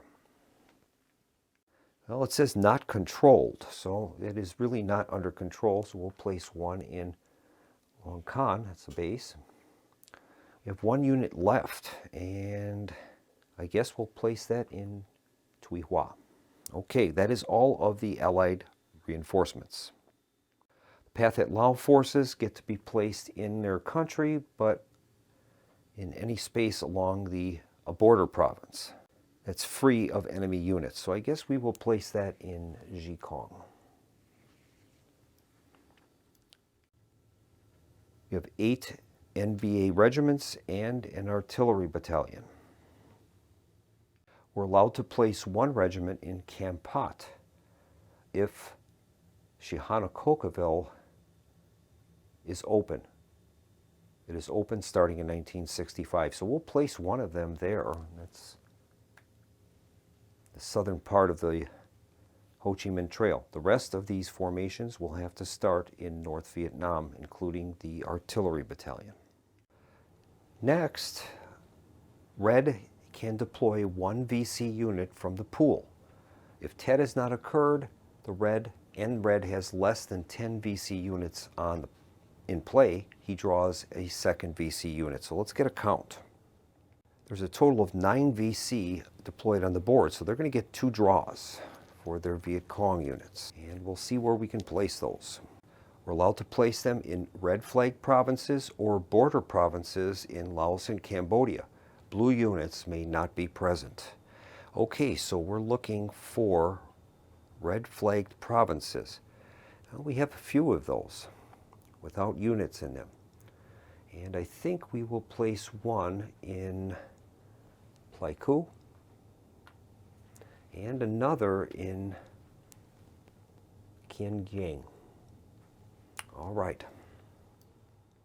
Blue is able to redeploy all of their air and naval assets, plus up to 5 friendly units in South Vietnam to any legal SVN provinces free of red units and red flags. He He can also redeploy them to Saigon even if enemy occupied. He may redeploy all of his Cambodian and Laotian units to any non-border provinces in their home country. So I think we are going to redeploy one of our U.S. units from Quang Nam, and we'll put that into Long An province, along with one untried Arvin from Ninh Thuan. It's 2. And we can redeploy also our naval and air units. I think we'll redeploy our Blue Water Navy into Binh Dinh province. And Red is also able to redeploy their forces of the Pathet Lao or the Khmer Rouge. And I think they will redeploy this Pathet Lao unit into a more friendly location in Zhikong. All right. If this were 1969, we'd be shuffling in our 1969 cards into our decks, but that is not the case. Now we move on to our hand refill phase. The cards that were not played by both sides are going to be shuffled back into their decks, and then we're going to get a set of 5 fresh cards. And so we're ready to begin the 1966 season of Hearts and Minds, Vietnam, 1965 to 1975. So far, I'm pretty happy with how the blue bot is responding. We're never going to be able to get this to be as good as a human opponent, but I think we can get it as close as possible. And that's what I'm kind of trying to achieve with the blue and red bots. So we're going to continue on with the 1966 season. I'm going to keep playing as long as I feel like I want to play. And I'm having a good time with this. This game is always enjoyable to me, and it captures the correct feel for the Vietnam conflict.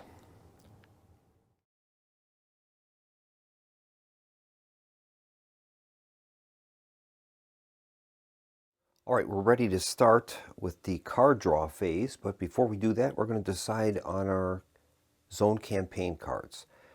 I'm not going to be playing a zone campaign card, but we're going to find out if the blue, the allies, will be playing one. Here's a bot roll.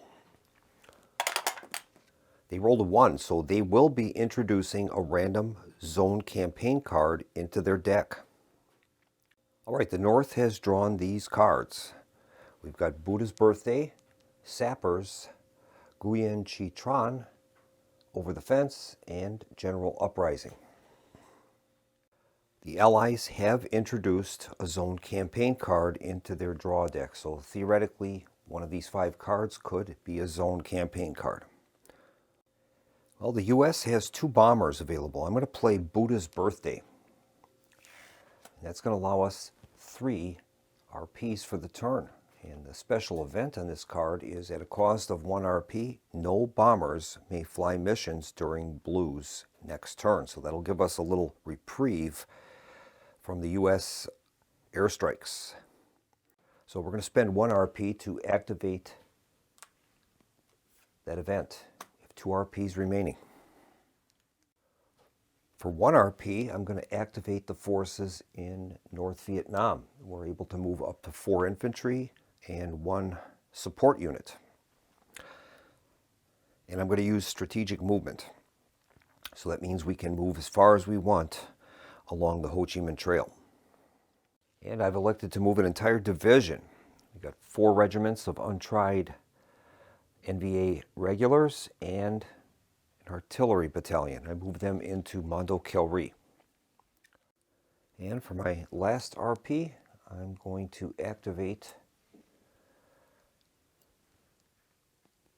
Phuc Long province, and we're going to do a political conversion there. We have a VC unit that will automatically convert the province.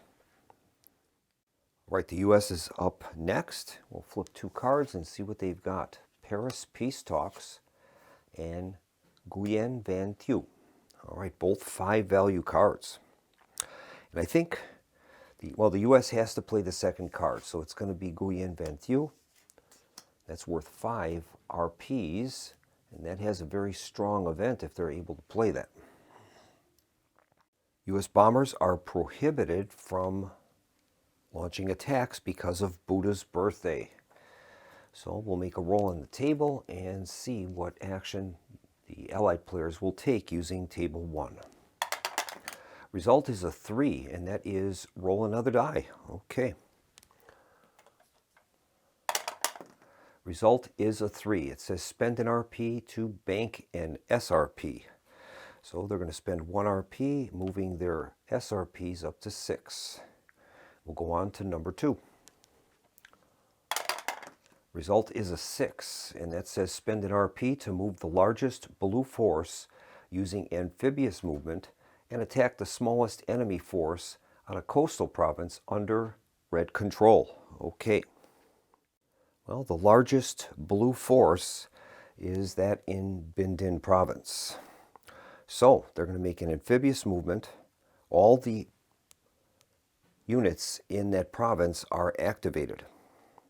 So, we have to determine a target now, and that's going to be a coastal province under the North's control. So that looks like it will be either Anjuyen or Kianjiang. So we'll make a roll to determine that. And Anjuyen will be the odd. It's even, so Kianjiang will be the target. And now we can assemble these forces. Now, since the air cavalry is activated in the space, we don't use its reaction ability. It can go anywhere it wants to. That is within its legal limits.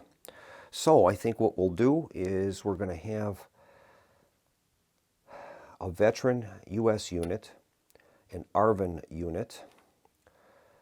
The tanks cannot operate down there, so we'll take the air cav with us and the Blue Water Navy. That's all going to move down to Kianjiang province. Well, the Viet Cong force is definitely going to attempt evasion. And that is a Viet Cong down. So we'll consult the evasion table and give it a roll. Result is a 6, and they have successfully evaded. So we're going to move them into any adjacent province that is preferably not enemy occupied. We're going to move them into Anjiang. And the U.S. forces have successfully amphibiously invaded Kianjiang province. All right, the Allies have 3 RPs remaining, and they'll roll on table 3. Result is a 1. That says buy and conduct the event printed on the card. If the event has already been played, move a single U.S. unit, even if it accompanies ARVN units, to the nearest enemy province with a VC and attack it. Well, the event has not been played, and they're going to do so. They're going to spend 2 RPs, and they're going to be playing the Nguyen Van Thieu card, which will prevent, there will be no coup this year. So we're going to place that in the dead pool as a reminder for us. The blue forces, the Allies, have 1 RP left, and we'll continue rolling on table 4. And that result is a 5. Spend an RP to bank an RP. Activate the largest concentration of ARVN to move and attack the nearest lone Viet Cong units in range. ARVN units must check for movement delays. Target as many separate provinces containing VC as possible. All right, so we're going to spend that last RP. We'll bank an SRP, moving us up to 7. And now we're going to activate the province with the most ARVN forces. Okay, the largest provinces will definitely be Saigon. That's 4 units plus an artillery. I don't think anything is going to beat that. No. So that is the largest concentration. They're going to attempt to move now and attack lone VC units. So we have to roll for individual movement. The artillery will be attached to one of the units. So I think what we'll do is, we've got a total of 4 of them there. This is a pacified province, so we're going to leave 1 ARVN regiment behind. So we'll be moving a total of 3 of those. So we'll target the nearest VC controlled areas. Long Khan is definitely one. Bin Duong is two.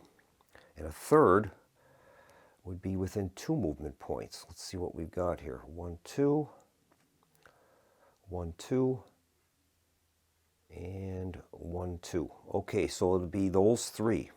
So what we'll do then is we'll make the movements right now for these provinces that we're aware of. And then we're going to place dice on the other possibilities and make the roll. All right. So we'll make the roll and we'll use 1, 2, 3, 4, 5, 6. It's 2, so that'll be Kien Phong province, and we'll move in with the artillery unit. Now this has to make a movement roll to see if it can arrive there safely. It's going to need 2 movement points to get there. And they've got it. So they'll move 2 movement points, 1, 2. And now the VC can attempt ambush if they choose. Now incidentally, I should point out that when you're playing the game, I'm doing this for the convenience of filming, but whenever a force moves in, like say into this province, the Viet Cong would decide immediately whether they are going to ambush or not. I'm waiting until I've completed the movements, but in your games when you're playing solitaire, you should resolve those as soon as the opportunity happens. We're going to be using our VC to ambush all of these forces. So we'll start out with this group here, and we'll find out what the VC are up to. That is a VC battalion. So they're going to be making a roll using the ambush table. And in this case, we have a VC battalion. Here's the roll. The roll is a 1. And we have A, and that is ambushing unit eliminated. The VC unit is placed in the body count box. Go on to the next one. And that'll be here. And we'll find out, oops, wrong one. Where is it? Here. Yeah, I guess that is there. Okay. So we'll see what that one is. This one is also a battalion. Here's the ambush. Result is a 2. That is no effect. And then we'll resolve this ambush here in Kien Phong province. That's also a battalion. Here's the roll. Roll is a 6, and that is D. Defending unit eliminated. So the SVN will have to eliminate a unit, and I guess they're going to take out the artillery, because if we take the infantry out, the artillery can't survive by itself. So that'll go into the body count box. Now we're going to resolve the attacks. All right, first step is we have to decide if the VC will evade. And I also should point out, I forgot about this, I think, in the first turn, but if a unit is lost during an ambush, it allows blue to promote a unit, whether either side loses a unit. So we would be able to promote this unit and this one unit in Long Khan because a VC was eliminated. All right. Now the U.S. has its air cav unit in Pyongyang, so they will be able to react. I think our VC are going to attempt to evade. We'll resolve this battle first. We'll see if the VC can evade from Kien Phong province. So we'll be using a VC up, and here's the roll. Roll is a 3, and that is no effect, so there will be a battle there, and we'll go through the battle sequence. Blue is going to be able to bring in their air cav as a reinforcement. All right.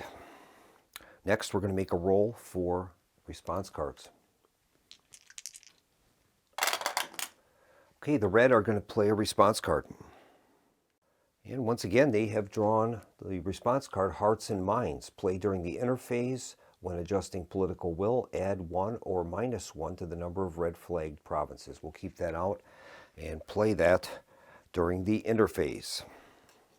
And now we'll add up our battle strength. Well, the VC only have 1 point of battle strength there. The Allies have 4, so this will not end well, more than likely. We'll roll our battle dice and find out what the result is. Okay, the VC rolled very well. They have 7, and the Allies have 5. All right. So, let's see what we've got here. A 5 in blue is an R result. Well, we have the ability to spend SRPs to preserve the unit. I don't know if we want to do that. I think we will just get rid of the VC unit. I don't want to spend those points if we don't have to. So that's going to go into the body count box. Now the red have a 7, and that is 1 loss. So the veteran unit is going to be lost. They could take the air cav unit as a casualty, but they don't want to do that. So that will finish the battle. That Arvin unit will go into the body count box. We have one more battle left, and that is in Binh Duong province. Once again, the VC will attempt to evade. VC up. Result is a 6, and they have successfully evaded. So, they're able to move into any adjacent province, preferably one that is not occupied by enemy forces. So I think they will retreat into Binh Long province, and the Arvin will occupy that location. All right, that's going to complete blue's activation. We'll move to red. And I think we're going to play this Sapper's card. It'll be worth 4 RPs. And it has a very interesting event. Cost 2 RPs. Choose a province except Saigon. Randomly eliminate 1 Allied infantry unit. All right. So the North is going to spend 2 RPs. We'll take advantage of that event, and we'll randomly eliminate a unit in Thu Thien province. So we've got 3 US and 1 Arvin unit. So we have to get a random unit out of that pool. So we'll roll a die. On a 1 through 3, it'll eliminate a US unit. On a roll of 4, it'll be the veteran Arvin force. So we'll make the roll, just re-roll any 5s or 6s. Results at 2, so that's going to be a US unit, and that's going to go to the body count box, which is going to affect our political will during the interphase. Okay, we have 2 RPs remaining. Now, US bombers are going to be active during this turn, so I think we're going to use 1 point to activate the forces in Kon Tum for movement. And we're going to move them into Quang Nam province. And we're going to spend our last RP to activate the province for attack. Defending forces can attempt to evade if they want, but we don't want to leave Da Nang to the enemy, so we will fight it out. Next is going to be air naval support may react. Well, I don't think any of our reaction forces are going to be in range. Blue Water Navy has 1, 2, 3, 4, 5, 6, 7, 8. No, they won't be able to react. So, no reaction. Actually, no, that wouldn't happen. It's only if blue is attacking. Then we will roll for response cards. Okay. Here's the response card rolls. Nobody will play a response card. Okay, so we're going to tally up our combat strengths, find out what we've got. 2, 3, 4, 5. 5 for the North. And the Allies have a total of 4. Okay, we'll resolve the battle.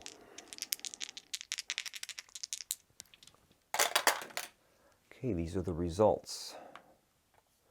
9 for the North, 6 for the Allies. Red 9 is 1 loss. So the U.S., I don't know if they want to take another U.S. casualty. I guess they will take the veteran Arvin force. U.S. has a total of 6. That's an R result. We're going to take an untried formation as a casualty. And now we can promote. Both of the U.S. units will be promotable, and our remaining 2 untried regiments will also be promotable. All right. Now, each side can reinforce their position if they choose by spending 1 RP and then moving in as many as the province will hold. So in this case, you could have the Americans reacting into Quang Nam. And the rules are if there are 3 friendly units that are able to reinforce for the bot, they will. So the US or the Allies are going to spend an RP and they are going to reinforce the position in Quang Nam. We'll move in a US and a veteran ARVN force. All right, that's going to complete the North's turn. We'll move to the Allies. All right, we'll draw the cards for the Allies. They have Paris Peace Talks and Deep Sirius. So they'll be playing Paris Peace Talks, and that'll be worth 5 RPs. All right, the U.S. allies have bombers available. They're going to be spending their first RP, and they're going to attack the largest red force in South Vietnam or on the Ho Chi Minh Trail. So the largest force looks like it's going to be in Mando Calri. So they're going to be bombing Mando Calri. There's a total of 5 units in there. So we'll make the bomber attack on the 5 table, but there is an artillery unit present, so it's going to be a modifier of +1 to the bomber roll. So here is the roll. 2 modified to a 3. A 3 on the bomber table with 5 units is 1 loss. So the NVA will lose a regiment. They have 1 bomber left, and the only time they would use a second bomber during the same turn is if it was the last card. Then they would use that bomber. Otherwise, we'll preserve that for the next turn. So we'll make a roll on number 1. Result is a 3. Roll another die. Okay. Result is a 2. Spend an RP to bank an RP. So they'll spend their second RP, and they're going to bank that as a SRP, giving them 7.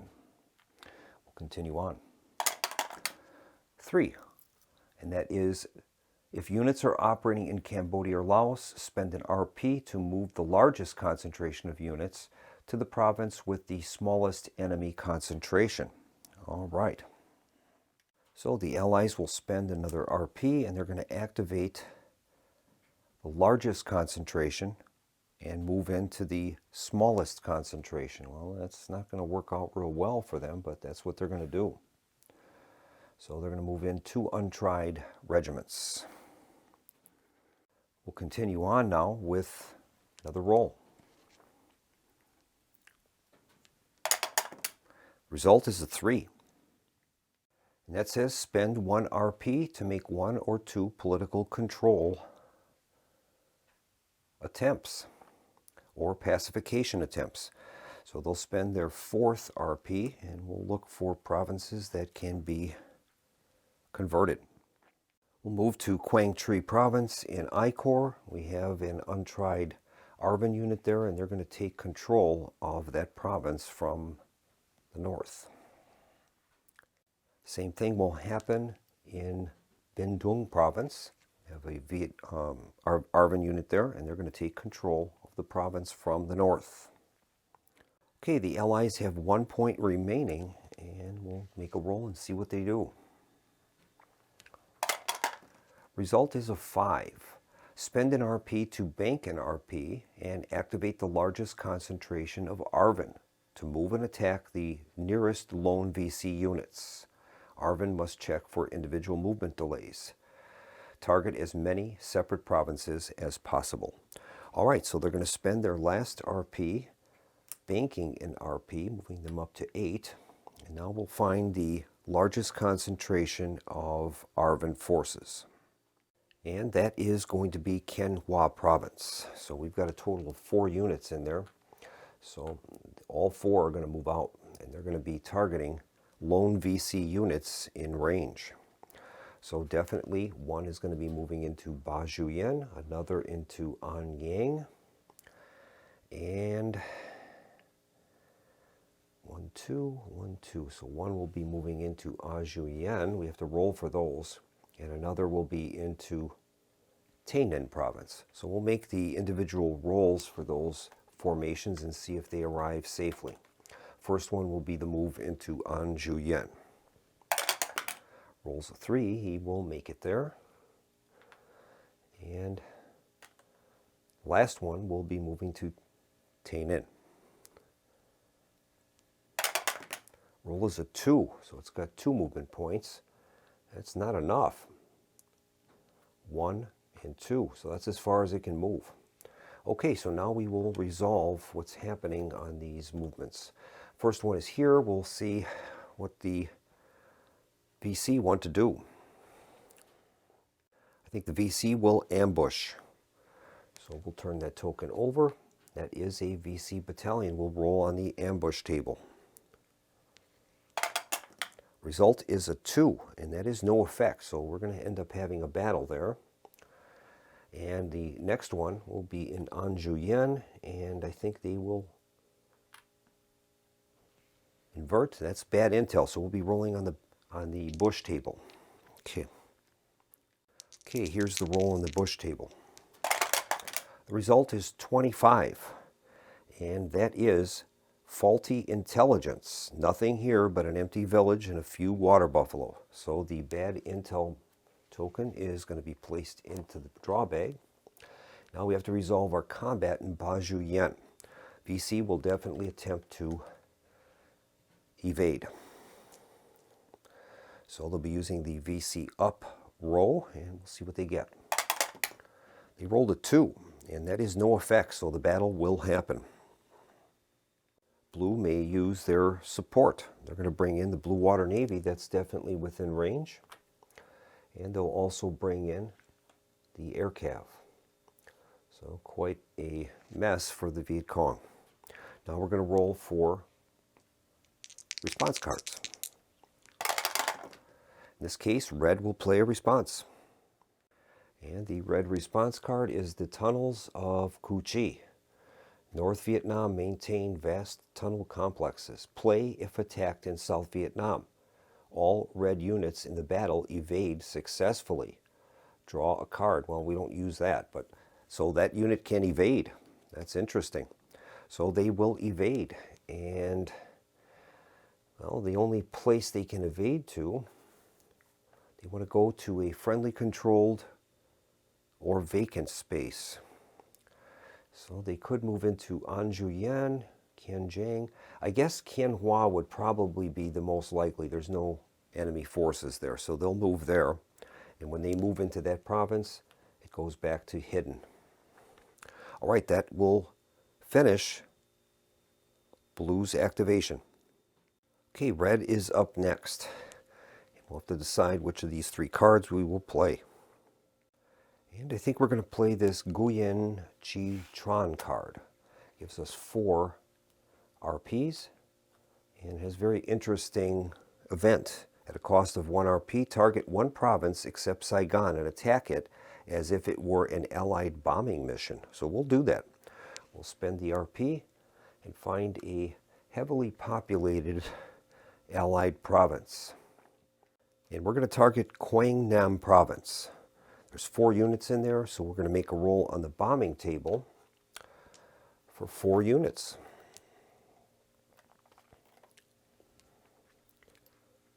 The result is a 4, and that is 1 loss to the Allies. I guess they're going to take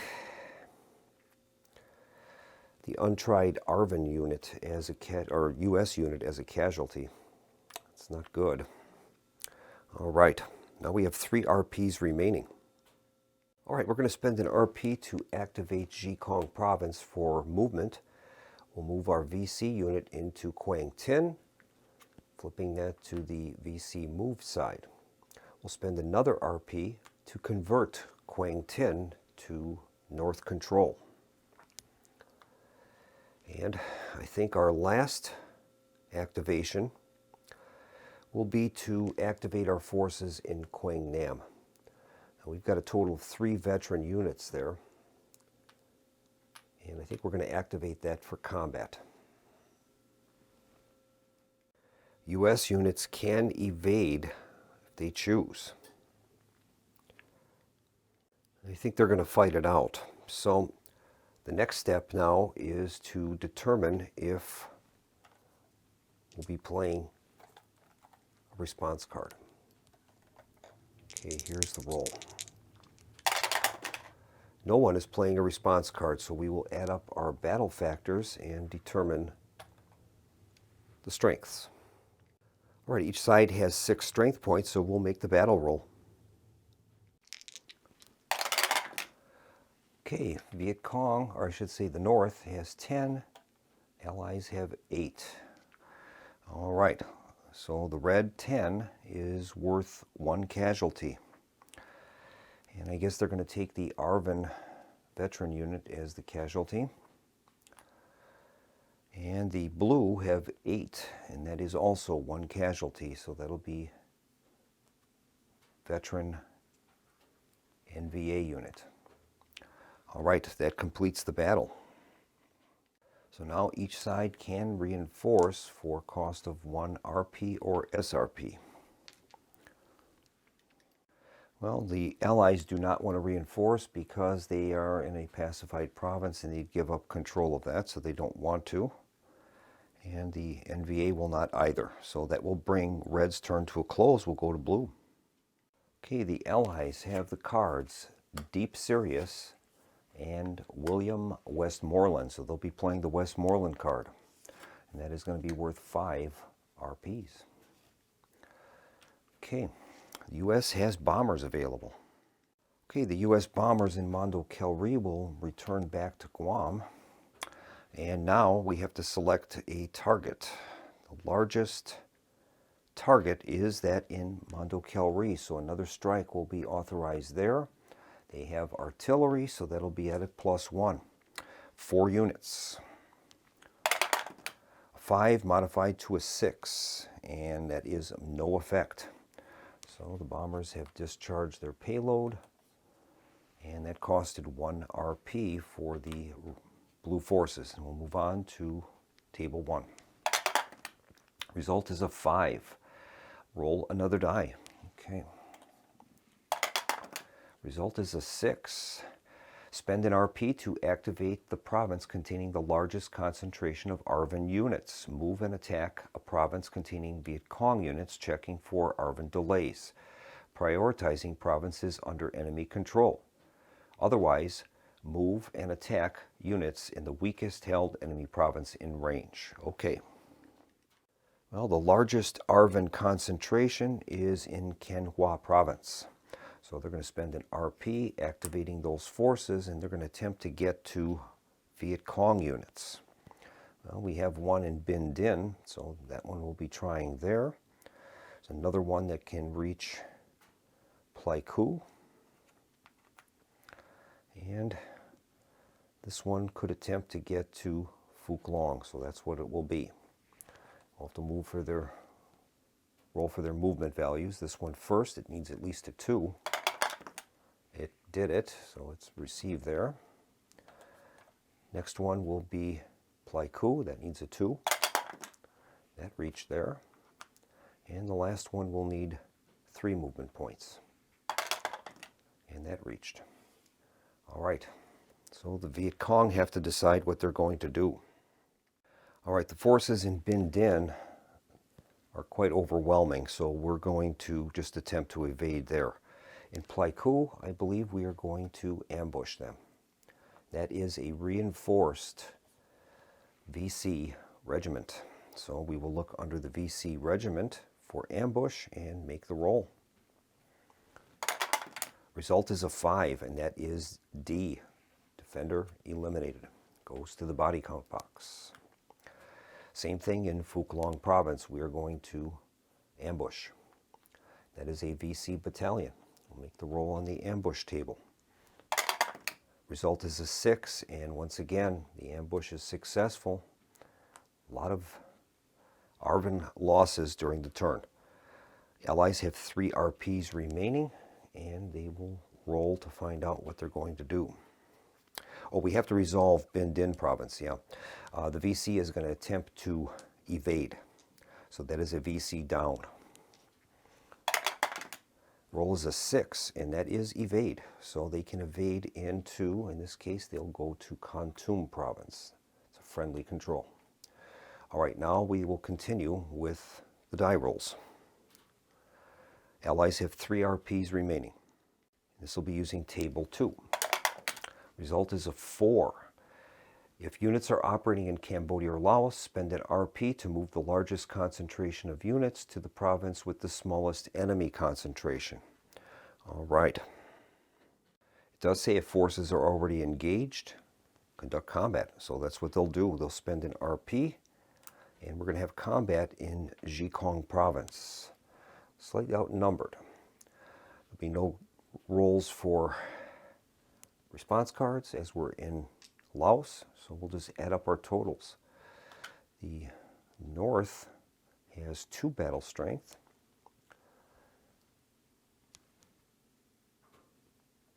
I should say the Allies have 2 battle strength. The North has 3. So we'll make the die roll and see what happens. Okay, the North has 7, and the South has a 5. 7 on red is 1 loss. They'll take the untried unit. And 5 on blue is an R. So they will take the casualty. And that'll bring that to a close. There's still 2 points remaining in RPs, so we will continue on. Result is a 1. That says buy and conduct the event printed on the card. If the event has already been played, move a single U.S. unit, even if it accompanies ARVN units, to the nearest enemy province with a VC and attack it. Well, they're going to be playing the William Westmoreland card, if that makes sense. Costs 2 RPs. Westmoreland appeals to Congress. Deploy 3 off-map U.S. infantry units to any South Vietnamese provinces containing a U.S. base. Not a fire base. Well, they'll do it. They'll spend the last 2 RPs, and they will deploy 3 U.S. regiments to any SVN provinces containing a U.S. base. And they're going to bring those into Can Hoa province. That will finish the U.S. activation. We'll move on to the last card for the North. Okay, the North has 2 choices, over the fence or general uprising. We'll see which one we want to play. And I think we're going to play the over the fence card. That'll be worth 4 RPs. And it does have a very interesting event. At a cost of 1 RP, at the end of your turn, deploy untried any friendly Cambodian or Laotian units from the body count box to anywhere in their home country. So we'll do that. We're going to pay that 1 RP to activate that card. We have 3 RPs left. We're going to spend 1 of those RPs to convert Can Hoa province to the North's control. That'll leave us with 2 RPs remaining, and we're going to spend another RP doing another conversion, this time in Bien Long province. We have 1 RP left. So we'll mark Bien Long, and we have 1 RP remaining. We're going to use that to activate Mando Kelri for movement. And we're going to move in the force into Darlok province. No attack though. Now they get to employ their over the fence event, and that will allow them to deploy untried any friendly Laotian or Cambodian units from the body count box. And they're going to deploy that force into Zhikong province. That is going to complete Red's turn for 1966. All right, Blue is going to have the following cards: Deep Sirius and Agent Orange. All right, they're going to be playing Agent Orange, and that's worth 4 activation. Okay, U.S. bombers will return to base. As there are no U.S. bombers available, the Blue Water Navy is going to move to a coastal province and launch a naval gunfire attack on, in this case, Quien Hoa Province. That's a free action, and they'll be using the bomber table. In this case, there's one unit, so only on a roll of 1. And that is a failure, so we'll move on now to table number 1, and we'll make a roll. Result is a 4, and that's roll another die. Okay. They rolled a 2, and that is spend an RP to bank an SRP, and that's what they'll do. That moves Allied SRPs to 9. Okay, the Allies have 3 RPs left. We'll move on to table number 2. Result is a 1. Buy and conduct the event printed on the card. If RPs remain, go to number 3. Well, they're going to attempt to play the Agent Orange card. Costs 2 RPs. All red units in South Vietnam province you choose, except Saigon or Thu Thien, must retreat. Well, I think they will play that. They're going to play 2 RPs for that, and then all red units in South Vietnam province you choose must retreat. Okay. Well, they're going to select the province of Quang Nam, and these veteran units must retreat. So our choices would either be across the border or into Quang Tin province. Those are the nearest. They'll move into Quang Tin. All right, they have 1 RP left, and they'll make a roll on table 3. Result is a 6. Conduct a free artillery attack using the bomber table against the largest red bot force within range of a U.S. or ARVN artillery unit, either in the province or adjacent. All right. Well, the only artillery force on the board is in Binh Dinh province. So the choices, this should be flipped over. There's no enemy units in that space. So the choices would be either of these two, and it'll be odd or even. It's even, so Kontum is the target. We'll use the bomber table, and that is only on a roll of 1. They failed. Okay, so they have 1 RP still left. We'll move on to number 4. That was a free action.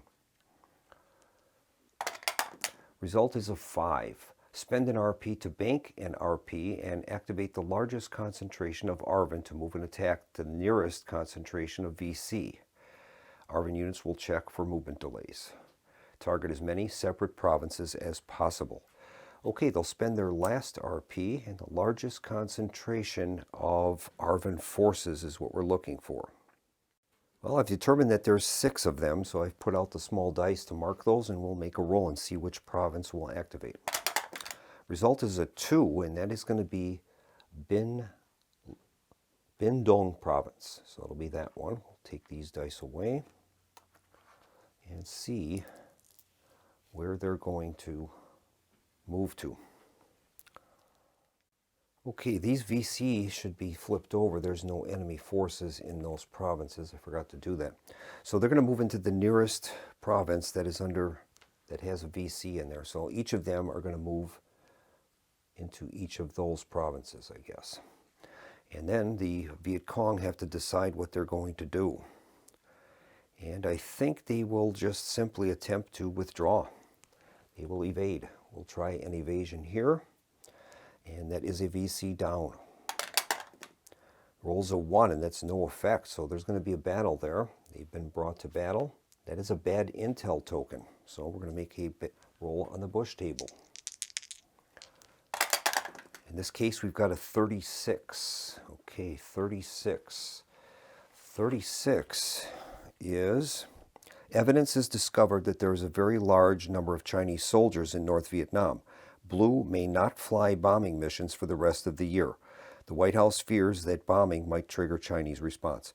Well, there won't be any more bombing anyway, so in this case, the bad intel token is removed. We have one more here, and the Viet Cong will attempt to evade. Roll is a 1, and they have failed. So there'll be a battle there. And in this case, it is a VC battalion. All right. Okay, U.S. forces can attempt to reinforce. They have a air cavalry unit in Ba Ju Yen, so they will attempt to reinforce that if they can reach it. 1, 2, 3. They're not in range, so they can't do that.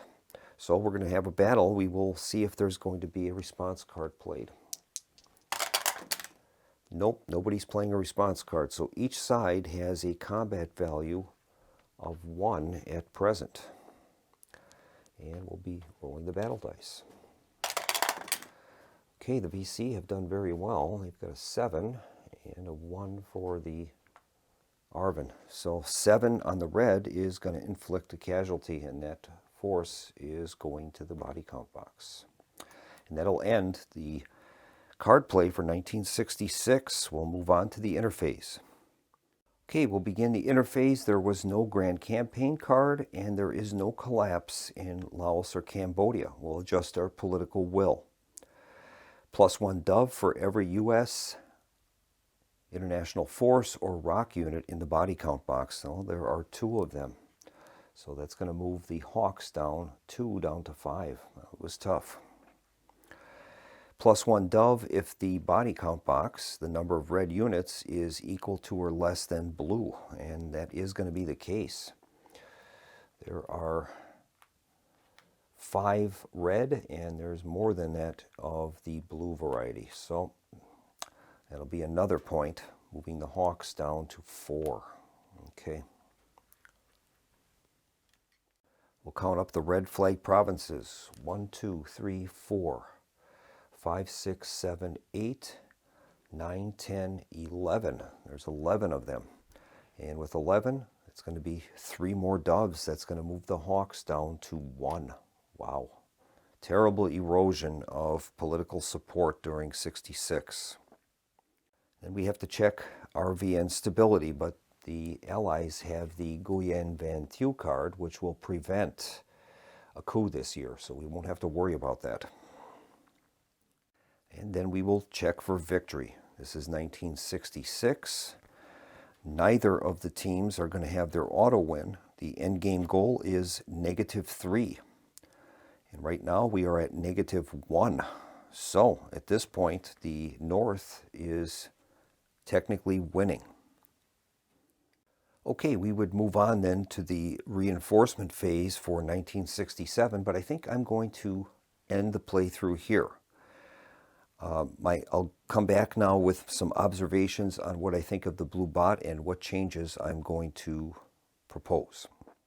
Well, the first thing I think I'm going to revise is how the forces in Laos and Cambodia operate for the bots. I'm going to have to come up with some more specific language. We don't want those forces to be moving into positions that are at a disadvantage for the bot. So I think I'll need to make one addition there, and that would be either move the largest force to the smallest force located in the province, or reinforce an existing province to gain an advantage in that position. So I think that's one way I can handle that. The next is, I think too many SRPs are being stored artificially by the bot. So I'm going to remove some of those spend an RP to gain an RP. I think that those have to get removed, and I think that is going to help to balance this a little bit better for the blue bot. So I'm going to make these changes, and I will post these revised blue bot and player aid and notes on BGG. So if you want to acquire those, I'll leave a link in the description. And I think another thing that I probably am going to consider is how to handle those zone campaign cards. Right now, the blue has a zone campaign card somewhere in their draw deck. The problem with this method is we don't have any control as to when that comes up. If that campaign card was the last card to be played, it won't be very effective. The other method would be to make the bot roll, and if the bot plays a campaign card, that'll automatically be the first card that it is going to play. The exception is in 1965. If a campaign card comes out in 1965, it cannot be the first card. So then we would have I guess, a rule in there that if a campaign card is played, it will have to be the second card of the turn. So I think that would be the changes I'm proposing, and I think that might work. So far, I'm pretty happy with how the bot is performing, other than those points that I pointed out to you.